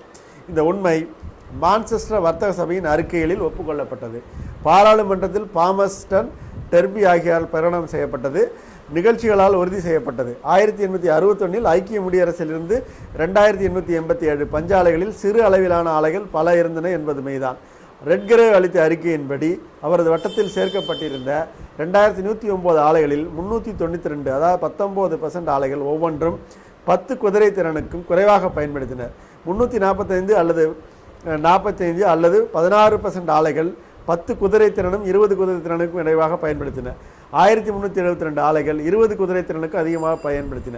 பெரும்பாலான சிறு ஆலைகள் 1858க்கு பின்னர் செழிப்பு காலத்தில் பெரும்பாலும் ஊக வணிகக்காரர்கள் கட்டிய நெசவு கொட்டில்களாக இருந்தன. இது எவ்வளோ திடீர்னு இதோட கெப்பாசிட்டி இன்க்ரீஸ் ஆகுதுன்னு பின்னாடி சொல்கிறார். நான் டீட்டெயில்ஸ் எல்லாம் சொல்லலை. இப்போ அது வந்து பருத்தியினுடைய டிமாண்ட் அதிகரித்து, பருத்தி டிமாண்ட் அதிகரிக்கும் போது என்ன நடந்திருக்கு அப்படின்னா, அவங்களுக்கு பருத்தி அதுக்கு சப்ளை பண்ணுற நாடு பொதுவாக அமெரிக்காவும் இந்தியாவும் தான். இந்தியாவில் கடுமையாக வந்து பருத்திக்கு மாற்ற சொல்லி இந்தியாவை நிறுத்தியிருக்காங்க. ஸோ இந்தியாவினுடைய உணவுப் பொருட்கள் உற்பத்தி பூரா அடித்து நொறுக்கி அவனை பூரா கட்டாயப்படுத்தி பருத்தி போட சொல்லி இங்கே பஞ்சத்தை கொண்டாந்துட்டான். இந்தியாவில் ஏற்படுத்த 19ஆம் நூற்றாண்டில் ஏற்பட்ட பெரும்பாலான பஞ்சங்கள் பூரவே, உணவு பஞ்சங்கள் பூரவே இவங்க பிரிட்டிஷ்காரனால அந்த மாதிரி டெக்ஸ்டைல் இண்டஸ்ட்ரிக்கு தேவைப்படுறதுக்காக உருவாக்கப்பட்டதுனால வந்தக்கூடிய ஒரு விஷயம். ஸோ இது வந்து நீங்கள் கம்ப்ளீட்டாக நீங்கள் படிச்சிருங்க. ஏன்னா இன்னும் 2 பக்கம் ஃபுல்லாக டேட்டா ஸ்டாட்டிஸ்டிக்ஸ் தான். ஸோ ஆக ஆங்கிலேய பருத்தி தொழிலின் முதல் 45 ஆண்டுகளான 1770லேருந்து 1818 வரையிலான காலகட்டத்தில் 5 ஆண்டுகள் மட்டுமே நெருக்கடிக்கும் தேக்கத்திற்கு உரிய காலம் என்று தெரிகிறது. ஆனால் இது ஏகபோக காலமாக இருந்தது. இந்த பீரியடில் 1815 முதல் 63 வரையிலான 2வது கட்டத்தில் 48 ஆண்டுகளில் 20 ஆண்டுகள் மட்டுமே மீட்சிக்கும் செழிப்புக்குரிய காலம், 28 ஆண்டுகள் மந்தத்துக்கும் தேக்கத்துக்கும் உரிய காலம். 1815க்கும் 30க்கும் இடையில் ஐரோப்பா கண்ட பகுதியில், இப்போ இங்கிலாந்தை பற்றி சொல்கிறார், ஐரோப்பா கண்டத்தில் என்ன பகுதின்னு பார்க்குறேன். 1846, 40, 63 வரையிலான 8 ஆண்டுகள், அந்த ஸ்பெசிஃபிக் பீரியடை மட்டும் 48ல் எடுத்து பார்த்தா மிதமான செயல்பாட்டுக்கும் செழிப்புக்கும் உரிய காலம். 9 ஆண்டுகள் மந்தத்துக்கும் தேக்கத்துக்கும் உரிய காலம். செழிப்பு ஆண்டுகளின் போதும் கூட வயது வந்த ஆண் தொழிலாளர் நிலைமை இத்துடன் தரப்படும் அடிக்குறிப்பிலிருந்து அடையலாம்னு கீழே குறிச்சிருக்காங்க. இதான் வந்து இந்த இன்ஃபர்மேஷன் டேட்டாவோட முடியுது. தோழர் நம்ம நெக்ஸ்ட்டு இது வந்து கண்டினியூ பண்ணி படிங்க, புக்கை முடிச்சாகணும்.